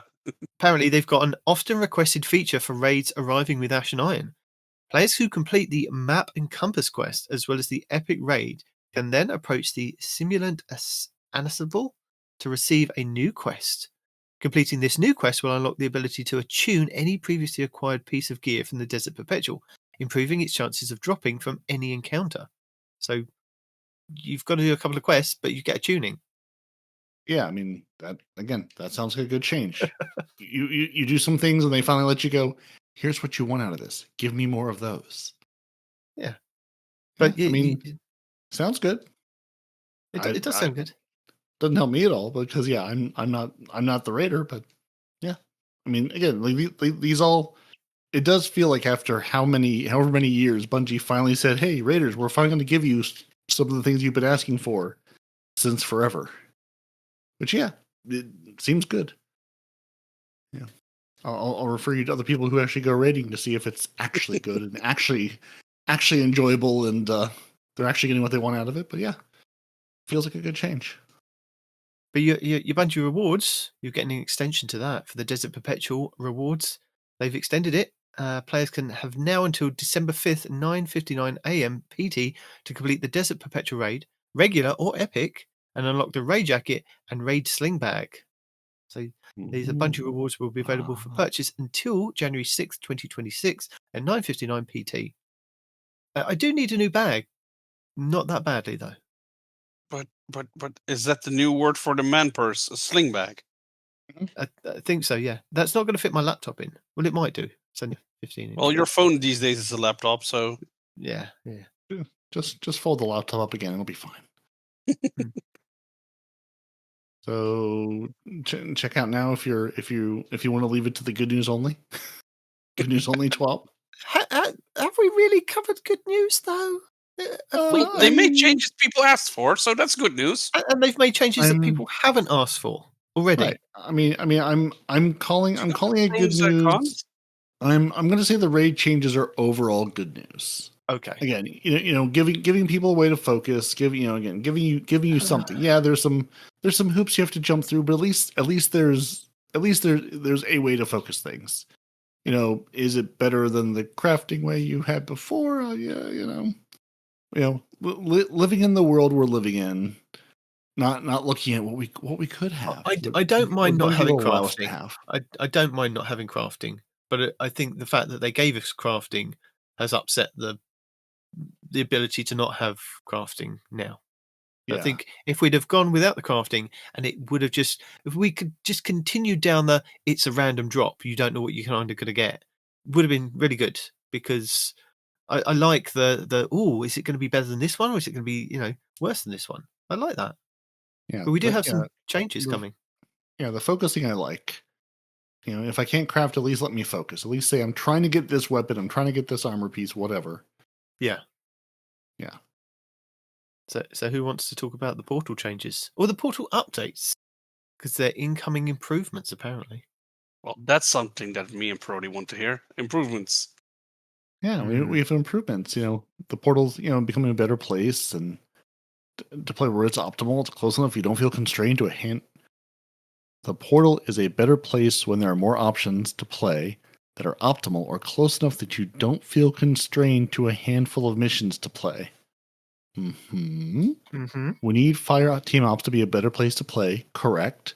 Either with your friends, with new friends if you have Fireteam Finder, through matchmaking, or even as a solo guardian wishing to solo a strike. Nobody wishes that. So some ops categories are going to get increased rewards. Some ops categories and activities are going to get slightly decreased rewards. So, the solo dominance is especially stark in the 400 to 450 power range, when the best way to attain the prime engram was getting grade A's as fast as possible, which is, running solo ops till you're blue in the face. Go see Caldera.report if you want to see how many times you've grounded Caldera until you're blue in the face. So starting next week in Destiny Update 9008, we're increasing the time limits in Fireteam Ops direct launch matchmaking tiers, giving players significantly more time to complete challenging match-made grandmasters.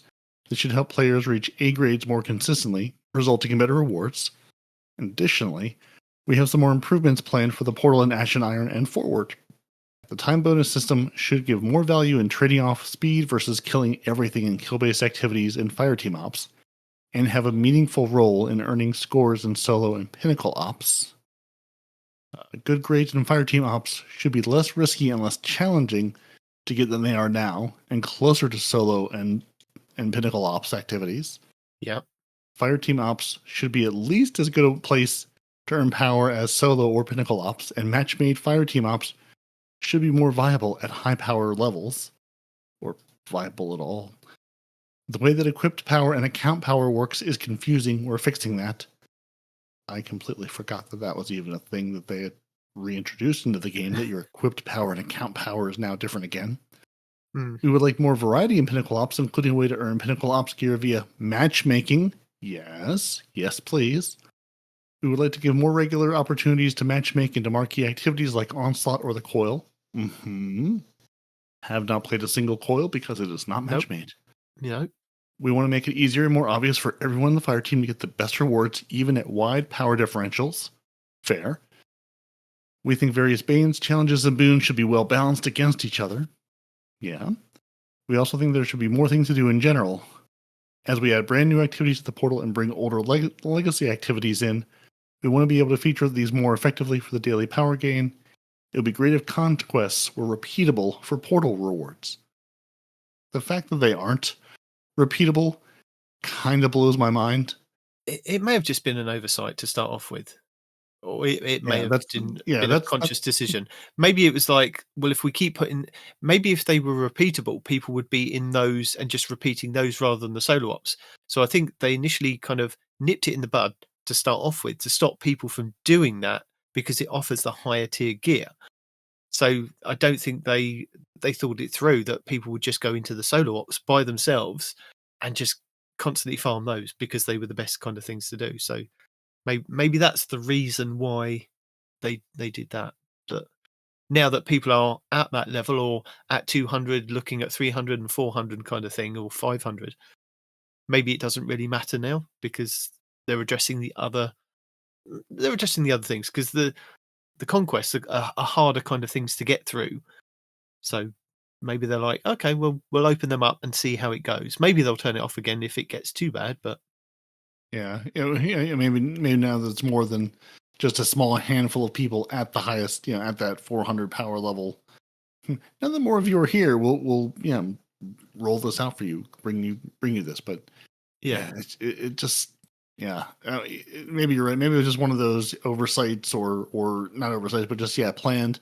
Hey, in the first couple weeks, most of you won't be here. For those few of you who are, you can just deal with them being not repeatable until we get there. Yeah. So we do have an update in Ashen Iron, which is coming on September 9th. So with the release of Ashen Iron, they have some more substantial changes and additions, but they are no mean final, so expect more in the future. Let's go over them. Ultimate difficulty. Ultimate difficulty will be available when Ashen Iron drops. Ultimate difficulty is available starting at power 451. Ultimate includes 2 new player stakes. Pressure Cooker, which finish under the time limit or get kicked to orbit. Not a fan of that. Extinction, all players are limited to a single life and there are no revives. Still not a fan of that one, so probably not going to put those on at all, because they are optional stakes, are intended to provide the most significant challenge to even the most experienced Guardians and include score boosts to match. Ultimate Fireteam Ops matchmaking will open in week 10, the week after Ashen Iron launches. So we have Ashen Iron, and then week 10, which will be the 16th of September. That's when the Ultimate Fireteam Ops matchmaking will open. But you can play it as soon as it goes live with your pre-made team, if you've still got a pre-made team, or by yourself if you want to. Platinum and Diamond reward ranks. Players can reach Platinum and Diamond reward ranks, which run from 450 to 499 power and 500 to 550 power respectively. While in the Platinum and Diamond, you can earn an A+ grade in PvE. You need an A+ to qualify for Tier 5 gear until Platinum 3, where grade A starts giving Tier 5. So that was the kind of I've seen this in the portals now. Like I can play the solo ops that I'm kind of doing and play and get an A+ in silver and still get good rewards. But as you kind of progress higher, you need to kind of get gold, platinum. I'm guessing they go up in the different tiers now. So platinum 3 in an A grade will give you the tier 5s. Once you've reached diamond, a B+ qualifies you for tier 5, and at platinum 3, even a B will get you a tier 5. So more tier 5s, lots of tier 5s. Are we happy with tier 5s? Do we need tier 5s yet? No. We need tier 4s first, then we can move to tier 5s. Well, yeah. Need to get to 300, then 400. Yeah. Then we can talk about 5. Reward multiplier changes. They are changing the reward multiplier to use account high power rather than equipped power to determine the basis of the multiplier. This applies to PvP in the portal also. You will still need to have new or featured armor on to get up to 10% score bonus. No swapping at the end of the activity, however. They track this for values of the entire activity. I didn't realize that was a thing because I'm still running with my strongholds, so they're old gear, but they're an exotic, which I complained about last week. Even like the exotic class items, you'd think that they, because some of those have elements of the blue tick of approval gear, no, they don't count. They should be included as well. I think all exotics should be included. All exotic armor pieces should be included in the blue tick standard of approval. You can wear this. Weapons, do it with your weapons. I don't care. Do your featured weapons. Yeah, legendary is fine. Push people to the new gear, but yeah, either make all the exotics viable or none of them viable. Pick one. Yeah, the armor. Yeah, make it all. Yeah, please change that. It's an exotic. It's something different than legendary. Shouldn't go for that. Maybe get a couple of percentages of buffs, or because of the artifact that we have this season can buff up a certain amount or a certain type of exotic. Yeah, but just leave the exotics as they're supposed to be, because people are going to be making builds at a certain point that doesn't even have exotics in them because exotics do not benefit enough. Yeah. So we've got 5 new portal score boosts in the Ashen Iron reward pass, but you don't lose your score boost if you've got them in the Reclamation pass. So you can still earn 3% for each new boost to 15% total bonus score. And if you're already at 15% score, you get 10 enhancement cores instead of the boosts. Okay, so yeah, okay. So if you've already completed your season pass for Reclamation, which is what we're currently in, then you're golden. You're just going to get enhancement cores in the next pass because you've already got the boost. So don't worry about it if you've already done it. Only worry about it if you haven't done it or you're coming in for Ashen Iron. Time limit adjustments. All activities have had their time limit adjusted based on the actual play data from the past few weeks, rather than the pre-Edge of Fate times. So you speedrunners, you've messed this up for some of us that can't get through any of the pinnacle ops in 35 minutes. Many things are coming down to a reasonable level. 35-minute star-cross time. See, I was over an hour. The time thing completely went, and and U2 8-minute Caldera timer. Other things are increasing, which is Liminality, Inverted Spire, and Onslaught, to give you more time to get those bonus points. Thank you. I think Liminality and Inverted Spire definitely. I played a Liminality, and the 2 people that I was with completely dipped on me in that final boss room, and I was only listening to a podcast this week that somebody said they had the same kind of thing happen, and it was because they didn't meet the score bonus multiplier of the time thing, so they dipped, and then I ended up with 2 randoms, which we kind of got it done, and I still got the loot, so anyway, so yeah, that's going to be improved on. Bonus timer will award a minimum of 5% score bonus for coming in under the timer. In future, they are looking at ways to help you visualize this in the customization screen when looking at your projected score. Loadout restrictions. When you launched the Edge of Fate, they were worried about the effects of loadout swapping in the portal with Armor 3.0. So we significantly increased the scoring value for the locked loadouts, making it very adventurous to play with. Yes, I like that one. I don't mind that one. This made it a little bit too easy to earn a good score in expert difficulty, compared to adding Banes and challenges and raising the combat level of the activity.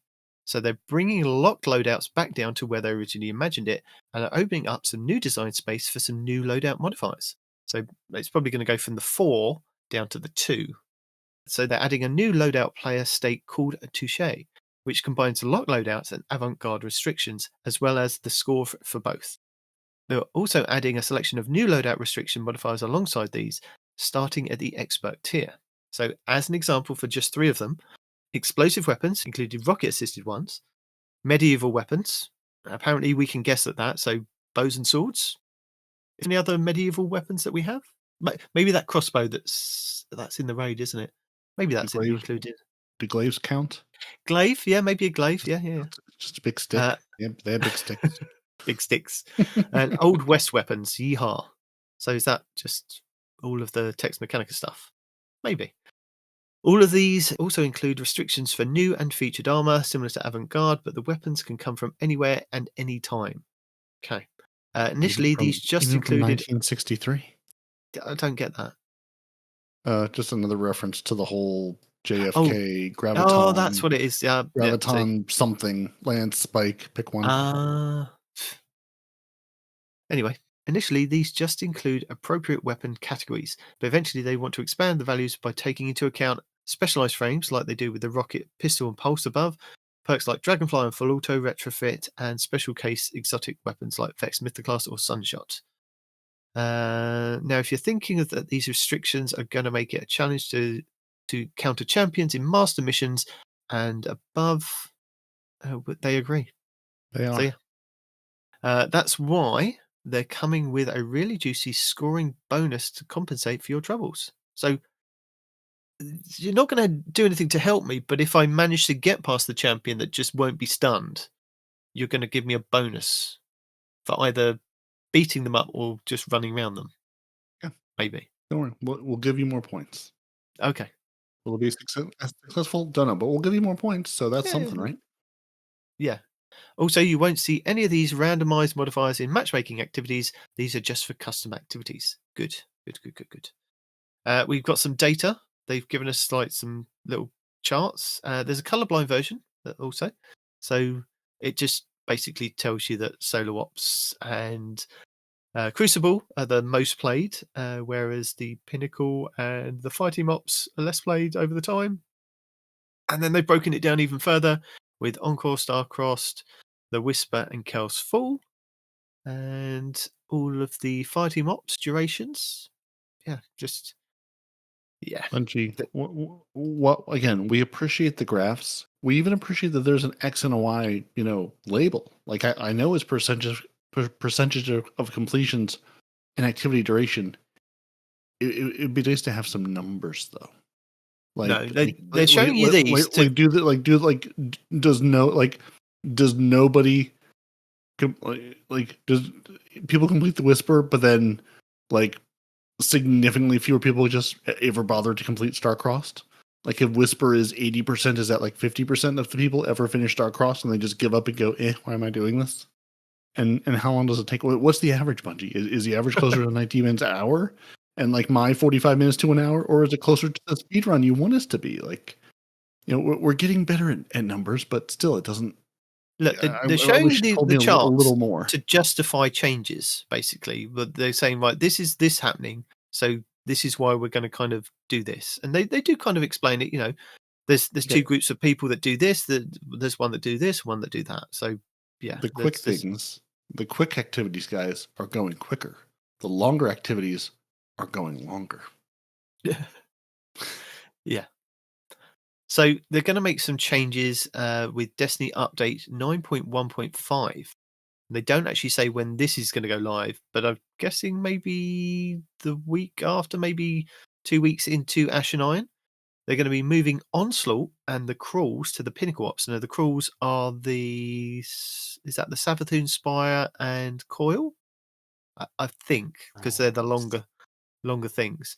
Are we calling those crawls? Is that what we're calling? Well, yeah. If you go into Fireteam Op and you actually look at what the Onslaught, I don't think is called Crawls, but I think something like the Coil and Savathun Spire are called Crawl, or is it? Wellspring. Yeah, you're right. Yeah, they're called Crawls. Yeah. Okay. Yeah, the Coil. Yeah. Savathun Spire is an offensive. Yeah, the Coil's Crawl. Yeah, I remember they said something about Crawl, but I haven't run one. Not match made. Haven't even looked at it. So things like that are going to be moved to the Pinnacle Ops.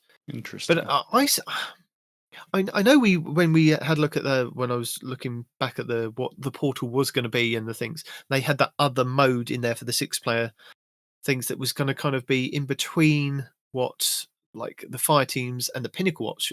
I feel that needs to be implemented kind of now.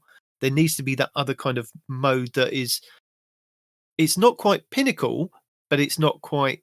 It's a fire team thing, but it's longer than the fire team ops activities of 10 to 15 minutes. It's something that's going to take you 30 to 45 to an hour to kind of complete like a full length onslaught or a full length crawl through when we did the coils. That some of those could take up to an hour if you manage to get all those bonuses and hit all the different kind of pots to get all the different time things and then get the little loot goblin and everything else. They could take you near enough an hour to then get the full 5 chests at the end kind of thing. So yeah, they are kind of worth it to do, but as you said, it's kind of getting the fire team to do it. Because again, listening to another podcast today, is like they are worth doing, like the onslaughts and the crawls, because you get the chests as you kind of complete each different version. But they were saying that the onslaughts only go to 30, so they're not the full 50 waves of onslaught, which is what we had. So they've even cut down on that. But at the end of the 30 waves, when you actually complete that, you do get a loot explosion. So it's the kind of the time trade-off and finding a fire team to actually kind of do it. So those things, the crawls and the onslaught, will be moving to the Pinnacle Ops, both to create more activities to gain Pinnacle loot from and unify fighting ops to be 10 to 15 minute activities. But they don't want to consistently be updating activities because it would create unnecessary uncertainty in the rewards for them, but they will revisit this data with every major release and update activity rewards where appropriate. Newly introduced activities that are significantly harder or easier will still be updated in patches that you don't have to wait for their expansions to be brought in line. Yeah, because it's real clear what our activities are and rewards are now. But yeah, it's like these are two perfect things. Like if you're moving them to Pinnacle Ops, please do so with matchmaking. Like there's no reason a coil and an onslaught shouldn't be matchmade. There's just no reason you shouldn't matchmake those. And if someone gets kicked, either gets kicked or orbital leaves, backfill. Like this should be so simple. Like, Yeah. There's no reason you should ever have 1 or 2 people in an onslaught unless you want to do, if you want to do it solo, great, do it solo. Like, give people that option, but there's no reason that should be the option or that you have to have a fire team with you. Yeah, the option should be for you to turn that off and on. So it should be on automatically by default. And then if you want to actually set it up the way you want to kind of do it and then turn off the matchmaking, you should be able to make that decision. Not, I want to go into Fireteam Ops and not actually have anybody to play with apart from like the three or four things that you say that I can play. I mean, Onslaught, it would be perfect if they did leave Onslaught in the Fireteam, but only made it the 10 wave version, so that if you wanted to kind of play and just do it with the Fireteam, that would be perfect, because we had that on the Director last episode season. It was like you could play the 10 stage version, or you could get your Fireteam together and do the 50 waves. So there were that 2 options. I don't know where this 31 kind of came from, but yeah. And give me matchmaking. There's all of these should be matchmade, or again, at least have the option to be matchmade. It's insane that they aren't. But at least moving those long things to Pinnacle would be a Pinnacle thing I would consider doing alone. Again, if I had matchmaking, I would happily run into a coil or an onslaught where maybe I want to run the exotic mission again. Well, we do have power and rewards, with new weapons and armor coming with the portal with Ashen Iron, so there'll be new gear to earn in each of the portal categories, and we've got to wait for a future TWID for that. But as mentioned in the July 3rd TWID, 400 to 450 power will no longer be the limit for prime engrams. You'll be able to level up to 500 via portal activities, and once you reach 500, you'll again then be required to get prime engrams to level up to 550. Now, is there any point in me reading this next bit, because they've already got back on this next bit in a tweet? Well, what were they going to do? They were going to say, you get a prime engram and we want you to visit the tower. What they didn't say... The forgotten place. Yeah, you're right. Well, right. It's like, we only want you to visit the tower because right now there's literally no reason to go there. There is no reason No, ever to you visit go the and visit tower. Zavala each week to go and get your arms day weapons. So not from the armor vendor, but you go and visit Zavala to get those weapons, and you get your armor, your high tier armor from the reward track. Yeah, if you remember. But yeah, there's just no reason ever to go to the tower for anything. So they were like, oh, well, we'll make you go to Rahul and turn in prime engrams at the tower, which everybody said, why? Yeah, didn't we just get rid of that? Didn't we just turn off all the tower stuff so you can do the stuff from orbit so you don't have to make specific trips back? So yeah, like 90 said, they've already gone back on this and said, hey, we got some good feedback from the community, and you all said this was dumb, so we're not going to do this anymore. But they still want to make it a kind of they want to make it so do you understand that it's a tier 5 or not even a tier 5, but they want to make sure that you understand it's a prime engrams so you don't accidentally delete it kind of thing, or but a prime disregard engram it. should just decrypt itself automatically. Yeah, but I think the thing is where sometimes it does happen to, you're playing the game and you look at it and it goes, oh, this tier 1 version of this weapon that you've already got, you've got a tier 4 or tier 3 version that's really good, and you go, I'll just delete that. And then as you're deleting it gets to the end, you realize the power of it and you go, oh dear, it's gone. So I think with the prime engrams, they're saying that, it could be anything from tier 1 up to tier 5. And unless you're kind of really stringent in checking the power and whatever it is, you may just miss it. So they want to kind of make sure that you're aware of it, which is why I think that they did the change of you then need to take it to Rahul and decrypt it. It's still decrypt to whatever we said it was. To go to the tower to Rahul, we have space magic in the game. We can decrypt them just in our ship. Yeah, no, but okay. But it was like, you'll know then it's a prime engram, and then you'll know to kind of infuse it into, or keep it for your power level kind of thing. I think that was their main aim for it, but it's still got a possibility of it being lost if they don't do anything to kind of highlight that it's, big flash across the screen, big banner across the bottom of the screen like we don't really like, but to show you that it's a prime engram. You're telling me is they didn't design these things to be clear enough that this is something you should hold on to. Well, no, yeah, I mean they redesigned the engrams for the different tiers. So each engram when it comes out of the loot chest or if it drops, you're seeing red or blue or whatever else it is. I haven't even got to the higher tier colors, but you know by looking at it, it's got the different diamonds on there of what tier it is. But I think the prime engrams are slightly different because they could be any tier. But yeah, that's what they were going to do. But they will just decrypt as normal. And yeah. New activities and bonuses. So let's focus on the activities coming to the portal with Ash and Iron on September 9th. So they don't say that they're actually removing anything from the portal, they're just adding more stuff. So we're going to get a brand new activity called Redacted. It's not called Redacted, it's just Redacted. So there'll be more details in a future tweet. We do like a Redacted. We should just call it Redacted. Yeah. Just have that be the name. Roll with it. We're getting 2 more battlegrounds. We're going to get Behemoth and Echo's Core. So we've got the other 2 Echoes. We've got Delve and Conduit. So we're getting the 3rd one, which I think is the rotating Cyclops on the outside of the map with the rotating kill borders that you... Yeah, so you've got that one. And Behemoth is, I think, probably the 3rd one in the other battlegrounds. I can't remember... I'm sure I wrote them all down, but I'll add them to it. We're getting 3 strikes added to the portal. So we're getting the Hypernet Current, the Insight Terminus, and the Fallen Saber. 3 expeditions from Season of the Plunder. Now, I completely forgot about these, and I was like racking my brain. Like, what are these things? And these were the things where we had to take the payload, wasn't it? We had to defend the payload up to a certain point. It then exploded, and then we killed the boss. So the one that I vaguely remember was on the Cosmodrome, and it was in the Distant Shore. And it started where, as you kind of enter the distant shore, and you kind of took it round to where all the boats have kind of crashed, and there was a cliff and things, and it exploded, and you killed the big bad there. So they're quite short from what I remember.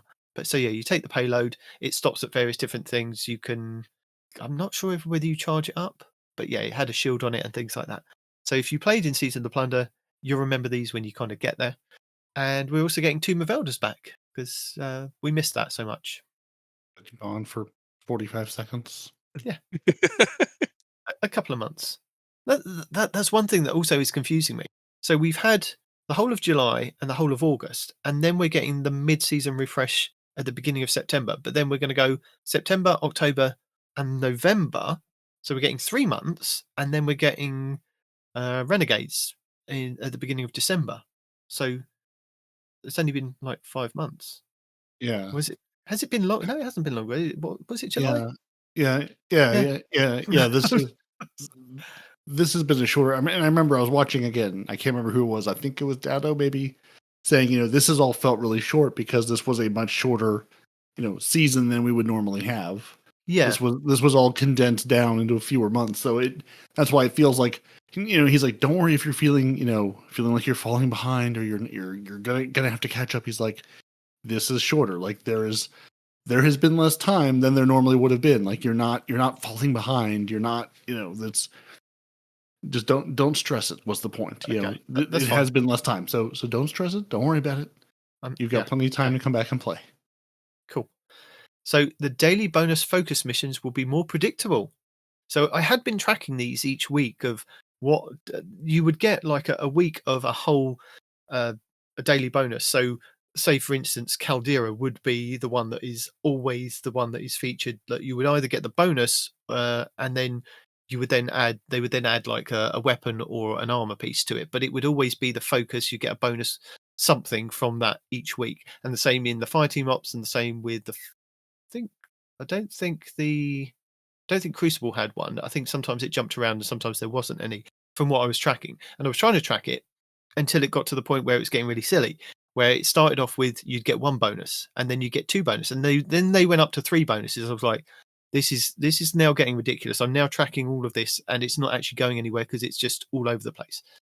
So there are going to be daily bonus focus missions, which where you'll get the daily bonus engram from, and they'll also add on like a weapon or an armor piece as well if it's in that kind of rotation as well. So just keep a check on the portal. Yeah. So the bonus slot, random choice of redacted missions. Bonus slot 2, random choice from the newly converted battleground strikes and expeditions, and bonus slot 3 is a random choice from the onslaught or crawls. So there you go. They've told you that's where it's going to be. They're increasing the score multiplier for all kill scored activities by 5% to give players some breathing room.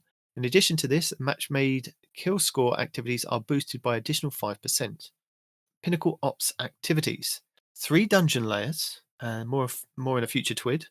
2 exotic missions are being added, so we're getting Presage and Avalon, so that's Node Override Avalon, as I like to call it. Pinnacle Ops will also have 2 daily bonus focus activities, so you'll get the bonus slot 1 will be a random choice from the dungeon layers, and bonus slot 2 will be alternating between Presage and Avalon. Solo Op bonuses. Solo Ops is intended to be a quick, reliable way to earn power when you have time to kill at the start or end of a session or need to complete a few objectives in a low-stress, low-commitment venue. It was never intended to be the above-all best method of leveling for all player types. You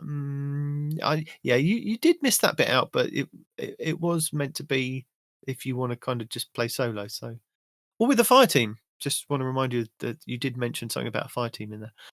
But right now, the speed, ease, and consistency of earning top rewards is drowning out most other options, especially at 400 plus. So, this is, I think, where we're getting into a little bit of controversy of the community. They are going to be changing a few things.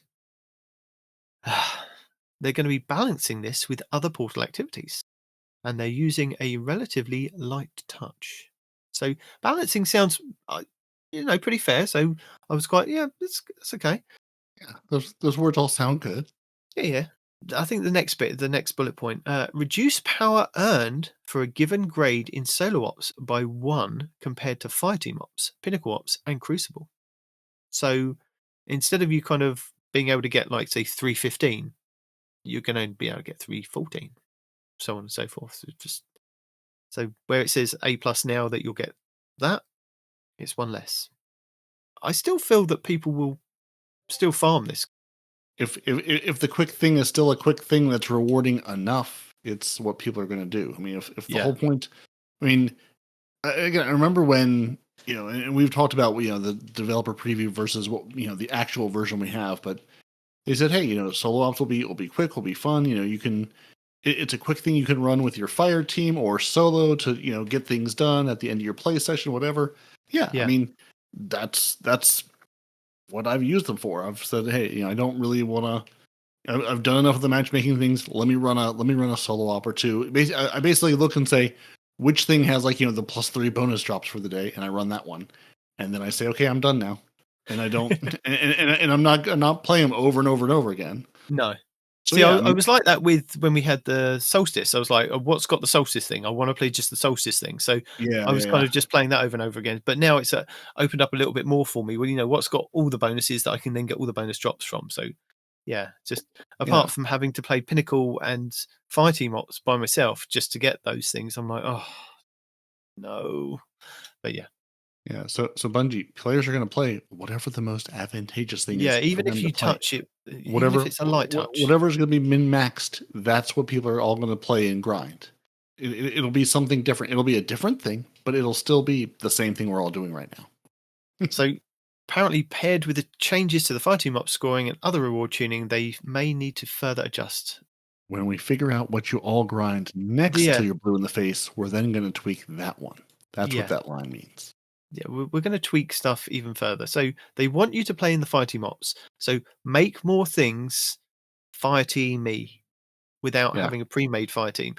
Even if you include, like I said a couple of weeks ago or even last week, if it's something that you're kind of building into with the different modifiers and things, make it automatically go to Fireteam Finder, because other people might want to play the same way that you are and you have more of a chance. So if you're creating something with different banes and different kind of modifiers on there, and you want it to be a Fireteam, let it automatically go to Fireteam Finder, and then it puts you in a queue, and other people say, oh yes, I want to join that, and join you, kind of thing. Just have it automatic.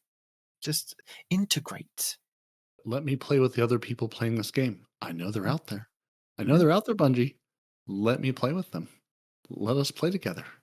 Wasn't that the whole, hey, go play with your friends and have good times across the universe, whatever I don't remember what their exact, slogan was, but go play the game and have fun with people any way you want to. Let me do that. But I think the thing is with this, I think the people that are grinding the power will still use the Pinnacle ops, will still use the solo ops to get to whatever they need to do to then get the prime engrams to drop. And then I think by the time we get to whatever Bungie decide to, to even if they knock it down even further, I think at that point more people will be at the point of we'll be playing a new season and we'll all be at 200 and we'll be looking at kind of maybe just doing other portal activities that will just be really good to play as a Fireteam. So it won't really matter. I think it only matters now because this is the new way of kind of playing the game. Yeah. Hard agree. I mean, people are still going to find whatever the most, if your goal is to power grind, I want to get to, I want my light level to be as high as possible, as quick as possible. You're still going to find whatever that path is. If your goal is, I want to have a good time and play with other people, you're going to gravitate toward whatever the best way to do that is, whatever's match made. So, I mean, it's depending on your goal, you're going to min-max your game either for, light level games or excitement or enjoyment or hanging out with your friends. And everyone's got a different goal of what they're trying to get out of this game. So we'll continue to play our cat and mouse game of whack-a-mole. No, we won't, but Bungie will. Yeah. Oh yeah, Bungie will. Yeah. But we do have Conquests update. Ooh. So they're going to add 4 additional Grandmaster Conquests and 2 Ultimate Conquests. The Grandmaster Conquests round out the requirement for the Conqueror title, and the Ultimate Conquests are needed to complete the Guardian rank 11, which will also get you a sweet new seasonal Ultimate Conquest emblem. So all conquests are going to be replayable. Great. You will need to earn normal scored portal loot for additional completions. So normal scored portal loot. So does that just mean play the game? Is that what that means? What is Bungie? What is normal scored loot? Please explain. Does that just mean play the game, earn completions, and then you'll be able to, Yeah, I think do the rest of it? the idea is that you won't be able to just sit in PvP and then go and play the Grandmasters to get anything from the portal loot. You need to have actually done the normal versions of whatever's in those Grandmaster conquests. So you have to do the not the nightmare hunts, the Empire hunts and things like that, and get the loot to drop, and then go back and play. That's what I'm interpreting it as. I could be completely wrong. Right. I feel like once again they've used a whole lot of words to really overcomplicate something. I read this by basically saying, go play the activity and then you'll earn by doing other completions you'll earn replay tokens or times I can run it. Is it just play the normal one to unlock it like it is now? Or do I need to continue to play, the normal scored loot drop stuff to earn some sort of tokens or something to continue to play it? That Bungie, just run this by people who don't speak Bungiese so we can understand. But I mean, the fact that they're at least replayable in some fashion is great. However, you earn your normal scored portal loot, which is my new band name. But don't worry, we've also got future changes. We know the portal needs more tuning, and some things just take longer to build. So expect the following in the weeks after Ash and Iron launch. So maybe this is that 951 or 915 update they talked about. But after Ash and Iron, after 910, 91 or 92 something. So they're going to do a scoring tuning pass on all modifiers. Onslaught, the Coil, Tomb of Elders will be moving from Fireteam Ops to Pinnacle Ops. Seems right. They will each get their own bonus focus slot in Pinnacle Ops. Just like in Fireteam Ops, the featured activity in this slot will get matchmaking. Thank you. Bonus slot 3 in Fireteam Ops will be replaced by a random choice from the rest of the Fireteam Ops. And a new solo operative score boost in Fireteam and Pinnacle Ops for solo players. So good, yeah. Give us matchmaking, move the long things to the higher tier gear, and reward people for running things solo. That feels perfect. Or at least, better. I won't say perfect, but again, improvements. We're improving. Yeah. And I know you're excited to get rewards from past seasons. I was a bit like, okay, so is this Bungie's answer to the Wayback Machine that we all kind of have access to now?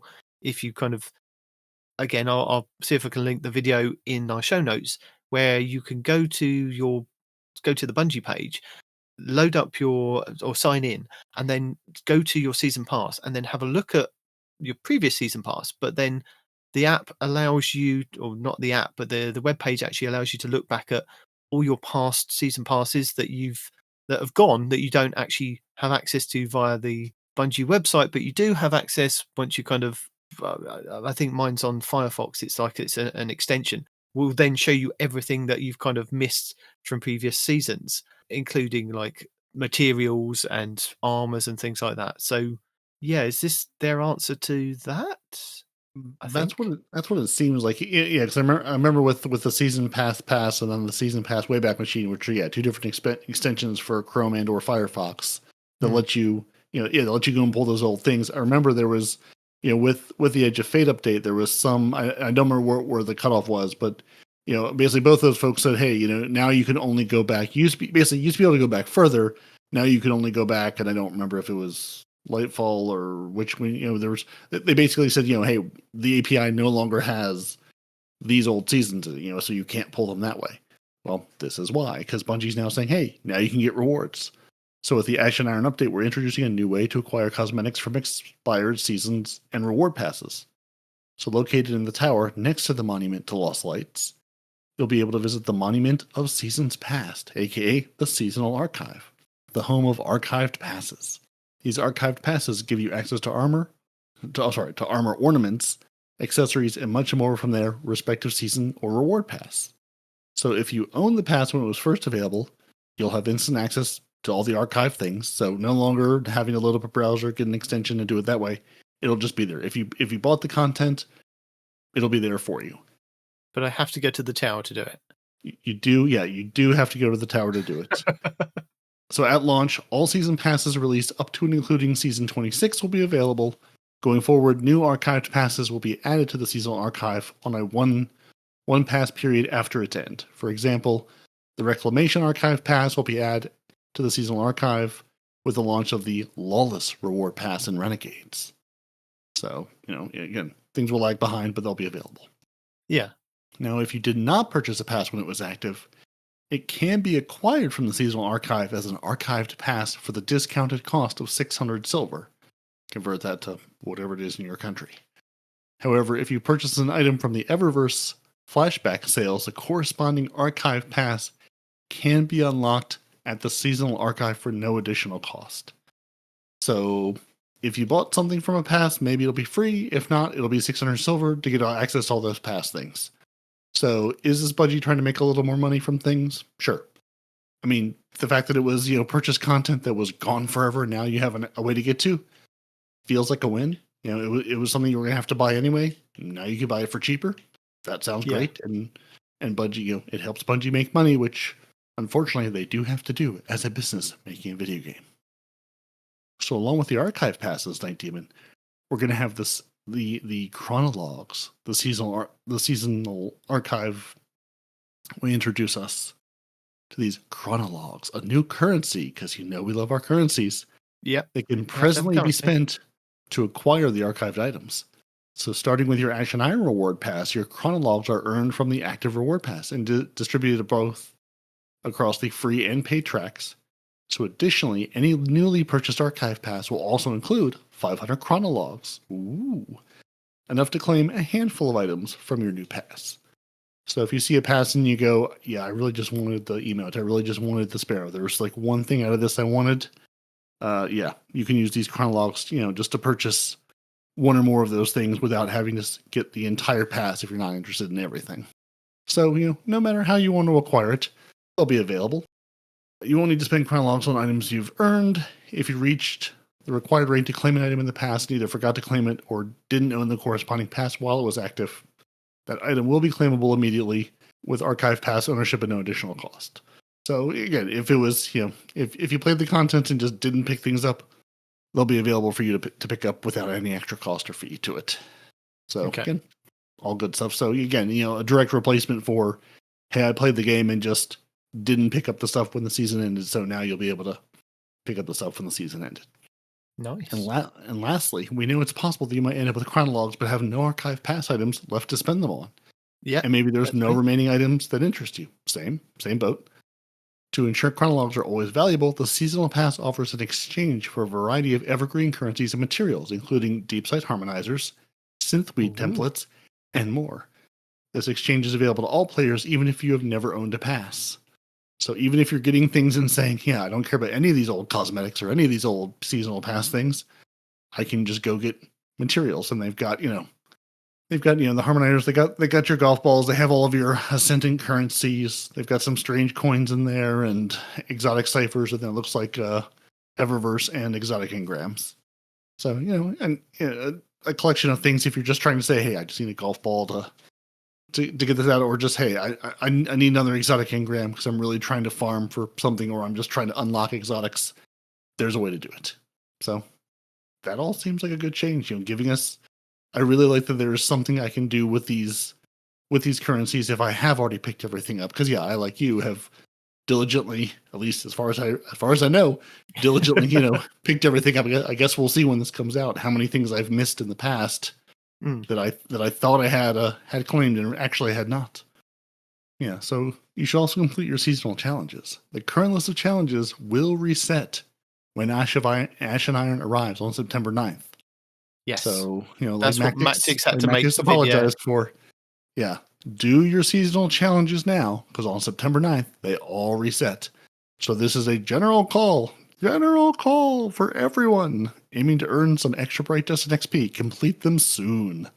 Yeah, but I think the by problem September was 7th or 8th.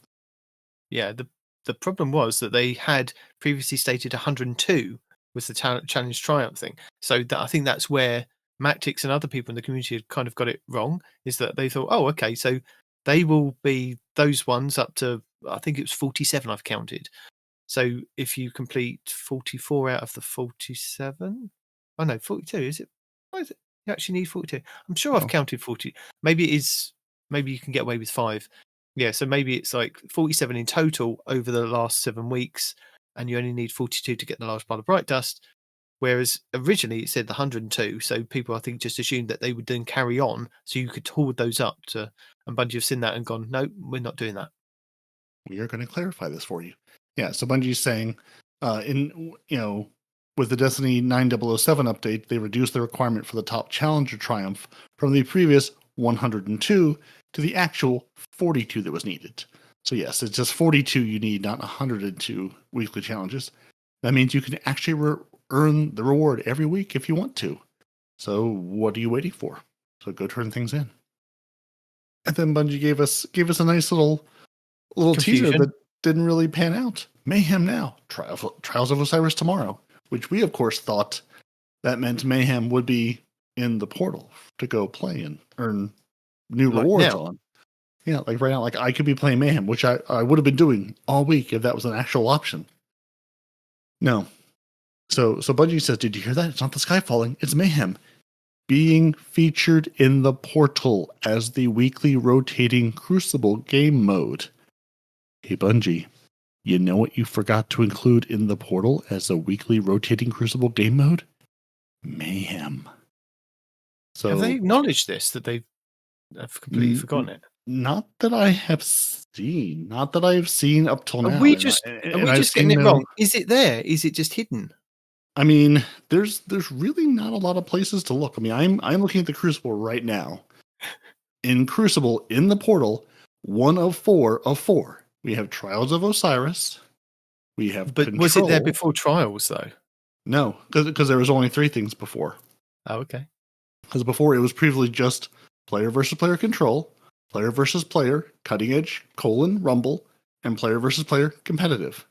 So unless they've moved Mayhem into competitive, it's not there. And and there is no other page. There is only the four options. There's not even the full suite of 6 things in the portal this week. and I've now played a match of Rumble just to confirm it's actually Rumble. I've played Control. I haven't played competitive again because I'm not going to do that to the poor other people trying hard without me having at least some decent loadout or weapons or something. But just to make sure it isn't, just to make sure Cutting Edge Rumble isn't actually Mayhem. But no, they said it'll be featured in the portal. So it's in the game. It's on the director. So yes, you can play it on the director, but you cannot play it from the portal. So I haven't seen any acknowledgements. They haven't tweeted from the Destiny 2 team accounts since 17 hours ago, where they talk about, pulling back on the Prime Engram announcement. But no, there's nothing about Mayhem not being featured. So you could invest in your super stat, but why? And so maybe they'll mention this at some point that it's not there. And then they say, starting tomorrow, aka Friday, until the reset, Trials of Osiris is available. That's up as normal. Yeah, so I've forgotten they specifically called out in the portal, in the TWAB. I thought that's what I read. And then when you said it's not there, I'm like, sure they said. Yeah. Which, I was sure they had, I was sure they said it because I literally remember thinking, well, that'll be fun because I need to go play some Crucible and that would be fun. I played a whole bunch of Scorched the other week. Again, partially trying to get those sidearms to drop. The Rockets' sidearm to drop, the Refined Memory one. So I was like, okay, I'll go play a bunch of Mayhem because Mayhem's just fun anyway. Like, it's just a fun game mode. But no, apparently somebody forgot to do the actual press the button to put Mayhem in the portal. Whoops. So known issues list. We have a player support report with the known issues. First known issue, Bungie. There is no Mayhem in the portal. But is it a known issue? Do they know about it? I know about it. You know about it. Oh, I know about it. Donny knows about it. Everybody who's looked to play it this week knows about it. So I'm going to say it's known enough Now, I haven't gone to Reddit to check there if anyone said anything because it's Reddit, and I try my best to stay away from there. Yeah. But yeah.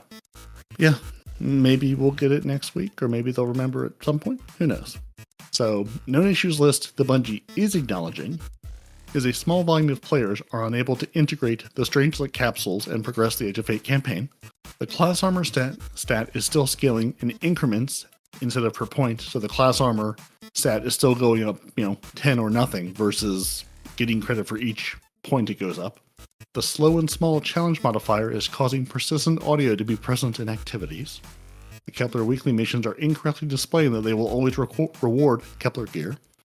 The Photo Galvanic set bonus from the Lustrous set will loop its activation audio continuously while active.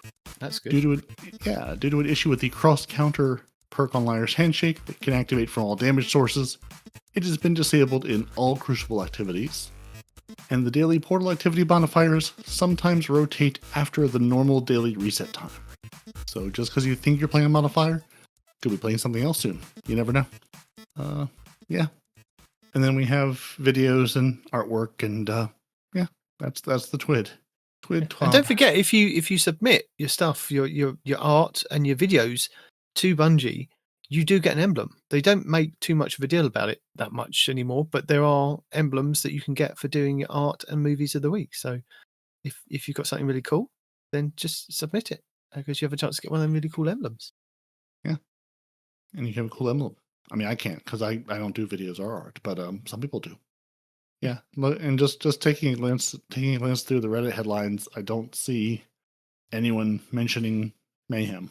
Maybe they've given up. They're like, oh, we can't even be bothered. We've mentioned the portal. They're not doing the things that we want about the portal. So what's the point about Mayhem? Yeah, we're just not gonna mention this and pretend none of this happened. Sometimes they do that, and then they go whoopsie and put a big banner up, and they'll maybe put it in next week. So maybe it'll be the portal activity next week. Yeah, that's what I'm hoping. Yeah, maybe enough people will have gone, hey guys, remember you said you were going to do this and you didn't? Mm-hmm. Can you give it back to us instead? Yeah, but no. So we did have a small update this week. I don't know if we want to mention 9007 that was put out that was not. Of course we do, because it's 007. Yeah, that is true. So we had the 9 James Bond update this week. Yep. Which changed a number of things for the Edge of Fate. They fixed an issue where the Kepler gear continued to display as a reward in the activity tooltip for the weekly reward mission after its first completion. So they fixed that known issue on Tuesday and then told us it was a known issue on Thursday. Okay, maybe so never mind. It's continued to be an issue. Yeah, so maybe they fixed it, maybe they not. Who knows? Maybe. Actually, maybe they not. I'm good at words. You are. Actual rewards from the weekly missions have not changed. Both weekly missions still drop a high-tier piece of Kepler gear once per week on the first completion. This is unchanged. The Time-Latch mission playlist is the best activity to get random high-tier Kepler gear or the Civ when it's active, which, as we discussed, is about 90 minutes from any given time when I go to look. They fixed a rare issue where players could have become blocked from progressing in the Edge of Fate campaign. Was that the thing that you told us was a known issue this week too, or is that a different rare issue? It's just rare. It's rare. So if you couldn't progress Edge of Fate, try again. Maybe it'll work now. They fixed an issue where the opening objective of the Caldera solo activity could be partially skipped. Both the Vex shield cubes and the Dark Matter mounds now must be destroyed to progress. No more speedrunning as fast as you were. The Solo Ops playlist will now allow players to return to orbit after its completion without forcing them to start a new activity. Hey, you can now do a single solo op with the option to leave. We're not going to use the battlefield model of, no, you're here and you live here now. This is your new home and you're going to like it. We're adjusting the thresholds for when combatants and activities visually display that they are hard or very hard to better align with the changes to the sandbox on the Edge of Fate and to more accurately communicate its difficulty to players. So they bump the threshold for hard, which is the sword icon, by 20 power. Combatants will now display the sword icon in their nameplate when they are 30 power or above you. And the threshold for very hard, which is the skull icons, by 10 power. So combatants will now display the skull icon when they are 50 power above you. So now if you're seeing sword icons They are 30 power above you. If you're seeing the skull icons, those are 50 power above you. Please note, this is purely a visual change, and the combatant difficulty relative to the player has not been changed. So they're just purely visual change of making it clear, not, things are just as hard or not hard as they were before. Okay. They made a little change to Starfire Protocol. They increased the fusion grenade energy returned on the Starfire Protocol for empowered or radiant weapons from 3.5% to 5%. Fixed an issue with destabilizing rounds that would cause the perk not to grant you volatile rounds under poor network conditions. And they reduced the number of seasonal challenges needed to claim the top challenge and the large pile of bright dust to 42. The meaning of life, the universe, and everything. And as a reminder, this must be completed and claimed before Ash of Iron launches on September 9th. Finally, they've removed the audio feedback from the Solstice Lustrous Armor Set two-piece perk, Photo Galvanic, to prevent it from repeatedly playing its audio. So that's another one of those things that, hey, we fixed, and then we told you it was an issue. So maybe it's actually fixed, maybe it still isn't. Who knows? They also fixed the other issue where the slow and small modifier would occasionally cause audio problems. That should now also be fixed. So, good. Audio isn't going to continuously play. And finally, they fixed an issue where the shield charging sounds would occasionally get stuck while the brawn modifier was active. So a whole batch of things continuously playing audio now should not do that. I won't guarantee it, but hey, that's what Bungie says. So that's what they fixed this week. That's what they broke this week. And that's what we've TWAB'd this week. Shall I tell people about what's happening next week? You absolutely should. What is happening next week, as far as you know? Stuff is happening. I think I'm onto the rotation for what's in the Crucible playlist that's in the non-portal version. I could be wrong, but there seems to be a rotation of some sorts going on in there. I could be completely wrong next week, but we'll have a good guess. We're back to Crucible bingo. Will it be Mayhem? No. It Mayhem's this week. Sure it is. Yeah.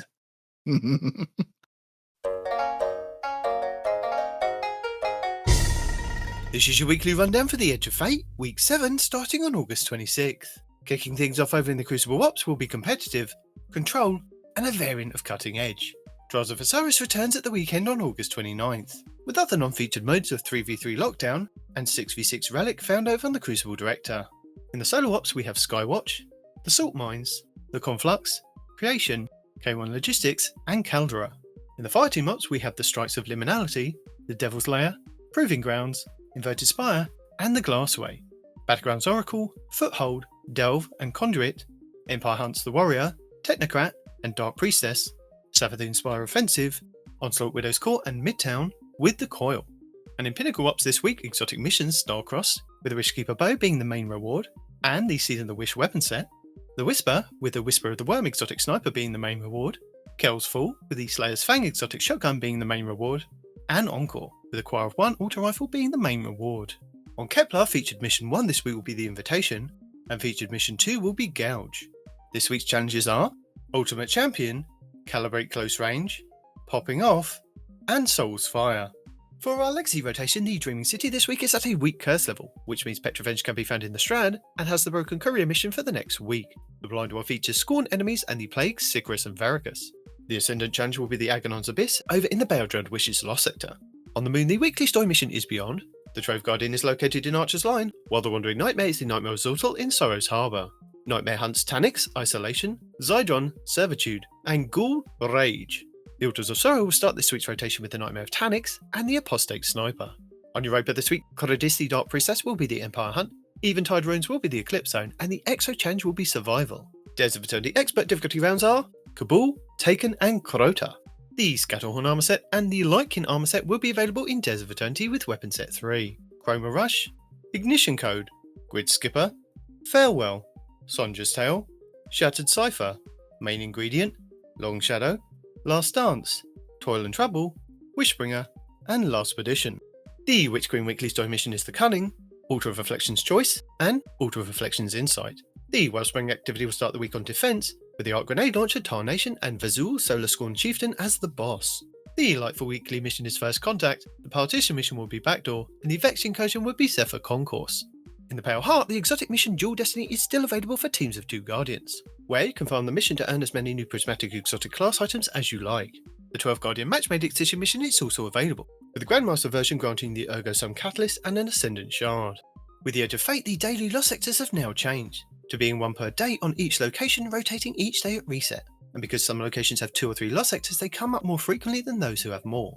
The lost sector rotation for this week will start with Vale's Labyrinth on the Cosmodrome, Pavilion's Rest on the Dreaming City, Skydock 4 on the EDZ, Concealed Void on Europa, K1 Logistics on the Moon, Thrillerdrome on Neptune, the Conflux on Nessus, Metamorphosis on the Throne World, and the Broken Deep in the Pale Heart. Also, with this new expansion, all raids and all challenges are now available all the time. And at present, there are also no featured raids or dungeons each week. The main ones available are the new raid, the Desert Perpetual, over on Kepler, and Dungeon Sundered Doctrine, which can be found over in the Throne World, with the exotic linear fusion rifle Finality's Ager up for grabs. The exotic mission rotators should be Encore, over in the Legends tab, with the Choir of 1 exotic auto rifle being the main reward, and the Episode Echoes weapon set. The exotic missions, the Whisper and 0 Hour will also be available in the Legends tab. And as a reminder, a one-time offer of 200 unstable cores are available to all players, due to an issue during the Edge of Fate's launch causing some players to lose cores. You can claim these from Master Rahul in the Tower. And if you're a returning player, it's worth dropping into see Ada 1 in the Tower Annex, as she will gift you 20 exotic requisition orders, which guarantees new archetype roles for pre-Edge of Fate exotics you've already unlocked. Also, don't forget to keep an eye out this Friday at Reset, as these wares have now changed, offering legacy items and 2 exotic armors for each class each week, with a guaranteed exotic class item to boot. And that's it for the 7th week of the Edge of Fate. So there's more Bungie news this week. So Thursday, as I said, was a kind of up and down day for Destiny and Bungie in general. And you do have to kind of dig for this. So if you go on the Bungie.net website, you go on the Destiny Learn More, and then you scroll down to where it says the latest news. And it just tells you this week in Destiny for the 21st of August. And then it tells you the update, and then it tells you last week's stuff. You scroll down even further, it says more news. Hit that button, and there is an exclusive passing the torch from Pete Parsons, who this week we found out is leaving Bungie and passing the torch to Justin Truman. So, yeah, community are very happy about this passing of the torch. So, as in true Two Titans and a Hunter fashion, we have the AI robots reading you messages from AI Pete and AI Justin Truman. To the Bungie community. After more than 2 decades of helping build this incredible studio, establishing the Bungie Foundation, and growing inspiring communities around our work, I have decided to pass the torch. This journey has been the honor of a lifetime. I am deeply proud of the worlds we've built together and the millions of players who call them home, and most of all, I am privileged by the opportunity to work alongside the incredible minds at Bungie. When I was asked to lead Bungie in 2015, my goal was to grow us into a studio capable of creating and sustaining iconic generation-spanning entertainment. We've been through so much together. We launched a bold new chapter for Destiny, built an enviable independent live ops organization capable of creating and publishing its own games, and joined the incredible family at Sony Interactive Entertainment. Today marks the right time for a new beginning. The future of Bungie will be in the hands of a new generation of leaders, and I am thrilled to announce that Justin Truman will be stepping into leadership as Bungie's new studio head. I have worked alongside Justin for many years. His passion for our games, our team, and our players is unmatched. As a leader in engineering, production, and design, and most recently as the general manager for Destiny 2 and our chief development officer, he has been instrumental in bringing some of the most memorable moments in Bungie's history to life. He lives and breathes this studio, and I have full confidence that he is the right person to lead Bungie forward. Thank you for being the best, most passionate community in gaming. It has been a privilege to serve you. As for me, I'll be second star to the right and straight on till morning. In the 15 years I've been a developer at Bungie, I've worn a lot of different hats. As an engineer, I wrote some code I'm really proud of for our original weapon, abilities, and networking in Destiny 1. As a designer, I helped craft many of our Destiny 2 systems, including some of the endgame systems I got terribly wrong at Destiny 2 launch. As a producer, I helped our team build and roll out Destiny's first seasons. More recently, I've helped with our overall talent strategy as Chief Development Officer, and have been helping the Marathon team as we build our next world. Across all of these different roles, Bungie's purpose has stayed clear. We create worlds that inspire friendship. When we're at our best, we create those worlds alongside you, our player community, and build something that matters. Something that's worth your time, your passion, and your investment in us. Something that I've learned, hopefully, over-delivers. I've also been part of these efforts at Bungie when we've maybe not been at our best. When we've stumbled and realized, through listening to our community, that we had missed the mark. I know I've personally learned a lot over the years, as of all of us here, from those conversations. I am committed to supporting and working alongside every member of the team here as we continue pouring our hearts and souls into these worlds. Worlds that we love, and that we hope have been worth your time and your passion. Because ultimately, those worlds only exist and thrive with you in them. We are hard at work right now doing that, both with Marathon and Destiny. We're currently heads down, but we'll have more to show you in both of these worlds later this year. In closing, I know I can speak for all of Bungie when I say, I appreciate your passion, your perspective, and the time you spend with us. Paraudacia ad Astra. Justin. I thank you for not making Pete Parsons one like really whiny or really anything, because I've seen so many Pete Parsons memes this week that I'm just kind of over it. Like, yeah, Well, he's gone. It's hopefully yeah. good, but we'll see what happens. This may all just, this may also just be, hey, Sony is taking over. Thus, Pete, you've been made redundant. Yeah, and I think we did talk about this a long time ago when Bungie were kind of taken over by Sony. What would this mean for kind of the CEOs, the CFOs, everybody that's kind of in charge, that's made that deal to go with Sony? Some of them got their parachutes and got out. Some of them didn't get their parachutes. And there was a lot of kind of negativity towards Pete for various different comments and the way that he kind of presented himself to the staff, especially over the kind of the car thing that Donny alluded to. And I think sometimes things like that, the recent things do tarnish what has actually been accomplished by Bungie and those people in charge at Bungie. But listening to a lot of people talking about him and what he's actually accomplished and where he came from within like taking Bungie from where it was to where it is now. He wasn't kind of in the trenches. He wasn't kind of a developer. He kind of came from Microsoft, from what I understand, as something to do with the marketing for Microsoft. So I mean, I could have misheard that, but he wasn't actually in the trenches. But the guy that's kind of taken over for him was promoted, I think it was 3 years ago when Sony took over, and now he's the guy that's taking over from Pete Parsons, and he seems to be a kind of a genuine guy that, like he says in his statement, that he's been at Bungie for 15 years. He's been a developer. He's been in the trenches with people. He knows how it works, how the game works. He plays the game, and he's been involved with the game for such a long time. And apart from a comment that somebody brought up, I think that he made at Guardian Con a couple of years back, he seems to be a pretty decent guy. And not to say that Pete wasn't a decent guy, but I think, things that we heard from Pete recently have kind of blown up. But it does kind of, it sounds like it's heading in the right direction. I think that Sony's kind of taking over and bringing all their kind of ducks in line of saying, right, we're now kind of in charge of this, and we've got a guy that we think could take this even further, and hopefully it will improve Destiny and maybe even Marathon. Yeah, that's the hope. I mean, again, so much of this is, obviously we all have our personal feelings on Pete Parsons and the Bungie, Bungie management, who we know, purely from public statements here and there and little tidbits. We're judging people on these tiny little bits and pieces we've heard. I'm not saying Pete's a great guy. No, I'm sad that he's gone, but it's a layer of management changing over, and hopefully it'll be for the best. Hopefully it'll be in line with what we want to see as players and as a community, and hopefully this is Sony and Bungie starting to move in the right direction.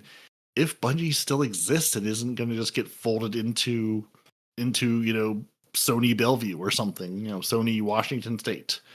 So it's like management changing over. It's kind of like, cool, you work for a different guy. Like, what this is going to mean for us, we'll see. I mean, hopefully it'll be good things, but yeah, we'll see what happens. This is Sony kind of trying to kind of damage control. Pete was blamed for quite a lot of the things that have gone on in the Destiny world and even probably Marathon world.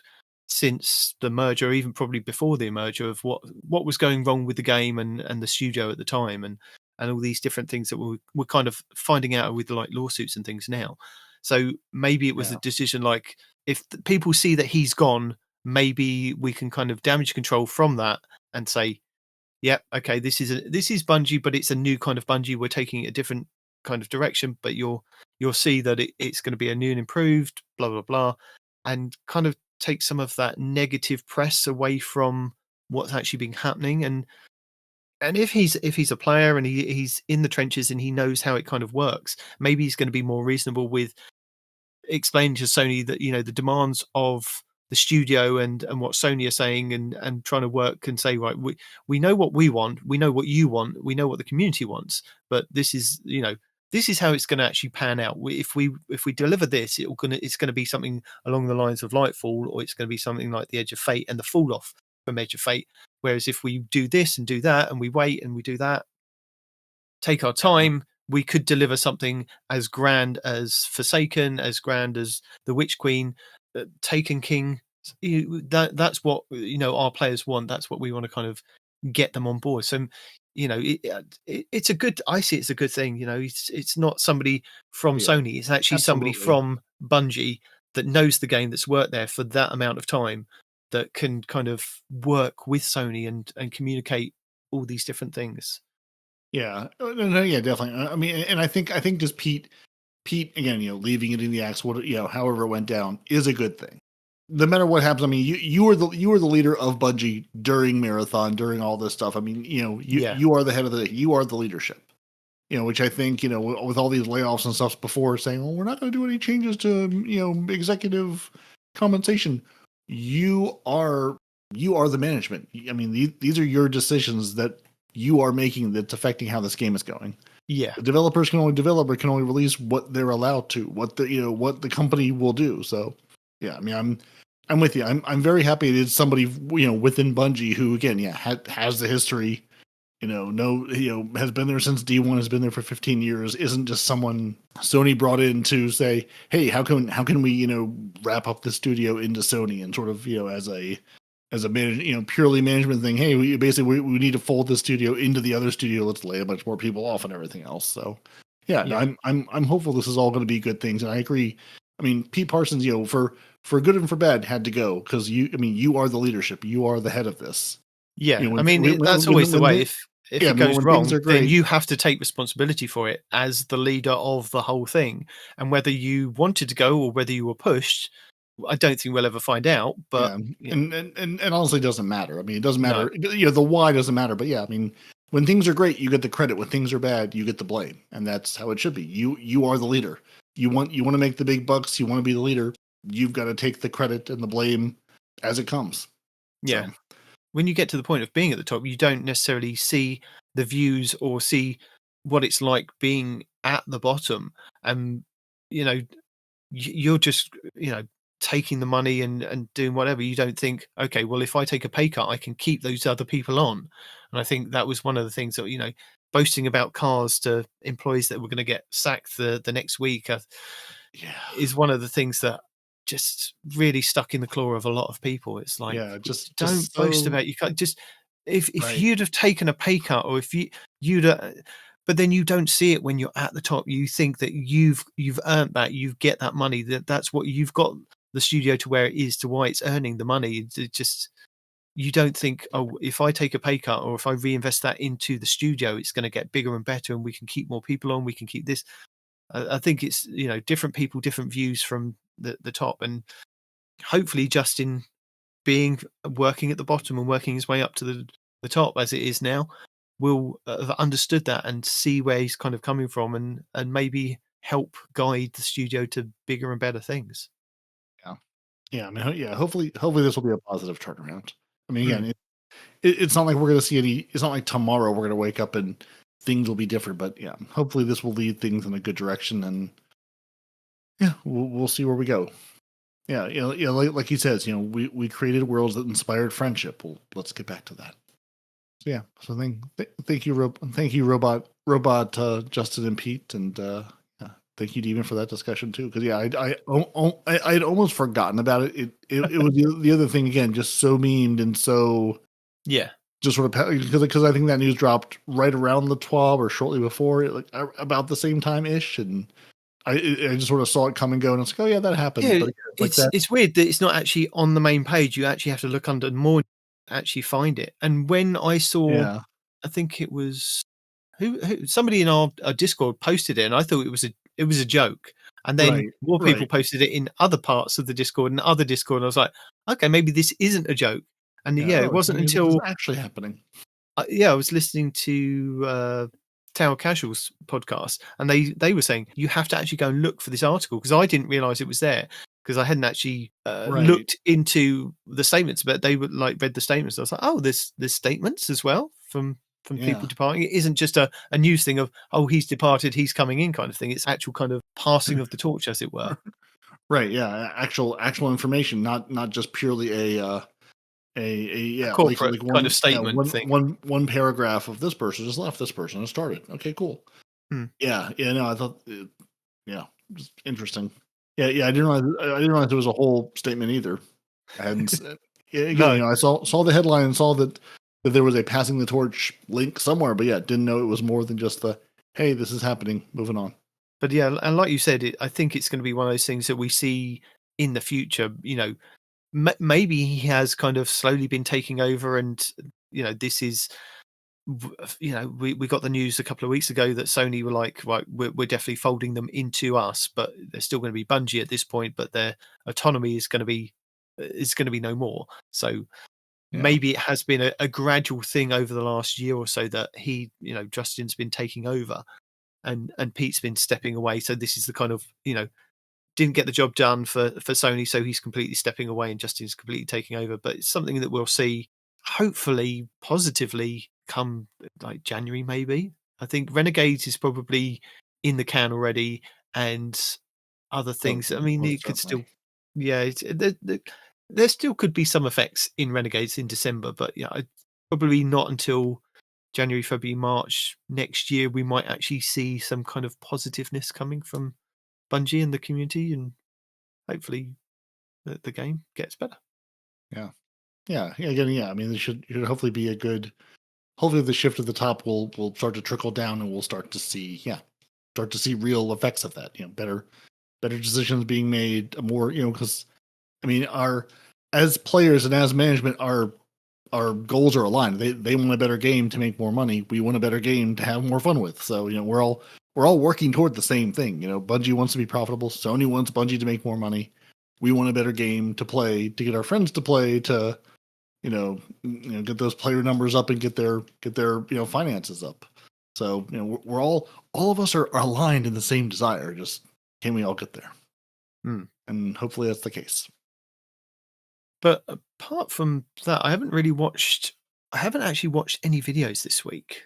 Apart from the one that Paul Tassi was talking about, the community outrage, I watched a lot of the data pads and trying to catch up with what Starcross was and more data pads locations. So I was just trying to do my kind of chores, my challenges and chores for the week. So, shout out to 360 Gaming TV for all of their videos, esoteric style of just here's just what you know, here's where the data pad is, here's how to find it. Because I was doing the same thing on solo and Fireteam ops, just running around trying to collect those. So did a bunch of those. I do have a couple of things. I'll put in the Scaro 9's video about sort of the not swap changes for the upcoming Epic Raid and how it sort of doesn't really matter a whole lot. He was sort of basically saying, you can not swap to different things, but I think the point he was making was you can still swap between different exotics of the same kind, but with different perks on them. So now the exotic class items are an obvious example. But he was saying, hey, if I've got a speaker site with this role on it, I can swap to another speaker site with a different role on it. It gives me different things, but it's still the speaker site. It's still the same exotic, so I'm not being penalized. And there were some other examples he gave. So we'll put that video in. Fallout did a video about just sort of his take on just all the different armor sets in the game, of sort of what his favorites were, what his least favorites were, which just another perspective on hey, here's all the different armor sets, here's what they can do, and sort of his recommendation or take on what what's worth building into and what's not. Just, we featured, I can't remember, somebody else a week or two ago. It's just a different version of that. Mm-hmm. Dado again talked about armor stats and saying, hey, a lot of people keep asking me, hey, Dado, what should I be building into? What stats should I be using? And so he sort of goes over, hey, here's the stats I would recommend if your goals are this. Because again, it's not just a one and done question anymore. It's, well, what kind of build are you trying to make? And then he goes over sort of his process in using DIM, Destiny Item Manager, and D2 Armor Picker of sort of how to build those things out. Which again, I think it's just a good reminder that D2 Armor Picker exists and is wonderful, and just how to use that and sort of how to spec into things, and all the changes it has now, where you can say, give me old gear, give me new gear. Hey, I do want to spec into this particular armor set, or I don't. They made changes to it to allow you to do all that stuff now. I do want to use all new gear. I don't want to use any new gear. All that's there. And then finally, my favorite video for the week, which is my movie of the week, if it's not Bungie's movie of the week. Mog's Music Box has a musical response to the TWAB. So they've written a song about their response to the TWAB, which I greatly enjoyed. It was very silly. So that's what I've got this week. And I forgot to grab the link, but Cheese, I saw, did do an apology video basically saying, if you thought I said cheating was okay, or if I was, recommending people cheat, no, that is not the case. That is not what I was trying to say, giving the examples of people doing stuff with, like, as net limiting or whatever. No, we always say that. We always say, Cheese promotes the cheeses and the tricks in the game, but he doesn't ever promote cheating and manipulation of things. It's only stuff that's in the game that you can do that is Bungie's fault, basically. Yeah, exactly. There's a fine line of working within the game to making changes outside of the game. Yeah, that's what I've got for this week. And I did play a round of Mayhem, not in the portal, and confirmed that you are going to get blue gear and capped at 200 for drops. So it's not like, I was wondering, maybe did they not add to the portal, but maybe gave it new gear? But nope, it is Mayhem real-time update of old with no additional gear that's going to give you anything good. So again, if you're trying to get to 200, have at it. Play some Mayhem. If not, then you can if you want to have a good time, but it's not going to be rewarding gear-wise. Oh. So that's it for today then. But I'd like to say thank you to anybody that's tuned in on YouTube recently. We've our YouTube's kind of shot up with people watching and catching up with like our videos and even the podcast. So thank you for kind of watching over there and watching my terrible gameplay that sometimes is old gameplay if I haven't been able to play and record that week. So it's a mixture, but it's something old, something new, something battered, something blue. Wait, no, that's not right. Yeah, all of that. And I just want to say thank you to all those lovely people who have watched us on YouTube. I thank you to all those people who've gone to twitch.tv/210/100 and hit that button there, because you never know when things might happen over there again as we come September into Ashen Iron and Ashen Iron Banner. And thank you to all of our lovely patrons like Renard Calant, Golden God 1562, Noble, the Man Conan from Texas, and Farrell, who are our marvelous grenade throwers. They have been a little stymied in their grenade throwing when they have to use grapplers all the time. So their grenade throwers are grapplers, they're doing their best, but they're still out there having a good time with it. And Deacon's Day One Raid Team of Gravy Jeff, out there working on his epic raid skills that I think are just going to be beautifully honed. Thank you to all you lovely human beings who've gone to patreon.com/TTAH and said, we appreciate what you do. Here's some money. Keep doing it. We love you. You love us. Thank you. Just thank you again. And thank you for everybody who listens to this show. And we never ask for things, but if you wouldn't mind, going to your iTunes store, going to the Apple store, whatever they're calling these, the Apple podcast thing, and just, leaving us a little review, give us a little rating. We appreciate it. It helps people find the show. You can hang out with us. We can hang out with us. We don't ask for a lot. So go there, leave a rating, leave a review. If you've got someone who you think would enjoy our silliness or just wants someone to sit and listen to a video game podcast while they're working or driving or doing housework, we're the perfect thing for that. We are entertaining and we give you plenty of hours in your week. And thank you to Donny for joining us this week. who was called away for important family emergencies because, family is more important than gaming. Games are fun, but family is forever. And Demon, thank you for joining us. Your Titans are you and me, Peroty and Night Demon. We are. We were joined by Donny, our stand-in hunter of the week. You can find this show wherever you get your podcasts. We are everywhere. Just search Two Titans and a Hunter. We're there. You'll find us. I trust you. You can email the show, twotitansandahunter@hotmail.com, with all your thoughts, opinions, things you'd like to say, begging for merch, whatever you want to do. As Night Demon said, thank you to all our lovely YouTube subscribers and commenters. Go there, subscribe. You'll get all your podcast updates, your new weekly videos, Demon's best guess on what the rotation's going to be, and what you can get in the Eververse store, what Ada 1's up to. You can find this show and all the notes for this show, all the other shows, all the videos we link to, the sites we talk about, twotitansandahunter.com. And the subscribe is there, all the show notes are there. That's the first place to start. Go there, it's wonderful. If you want to join the Auto Dance Troop, throw with a good time, throw more grenades, patreon.com/TTH. Looking for more casual encounter, coffee.com/twotitansandahunter, that's ko-fi.com. And if you want to keep your family friendly like a proper British gentleman come September, head over to twitch.tv/twotitansandahunter because you never know what we'll get up to. Until next week, Demon, say goodbye. Goodbye. Goodbye. Goodbye.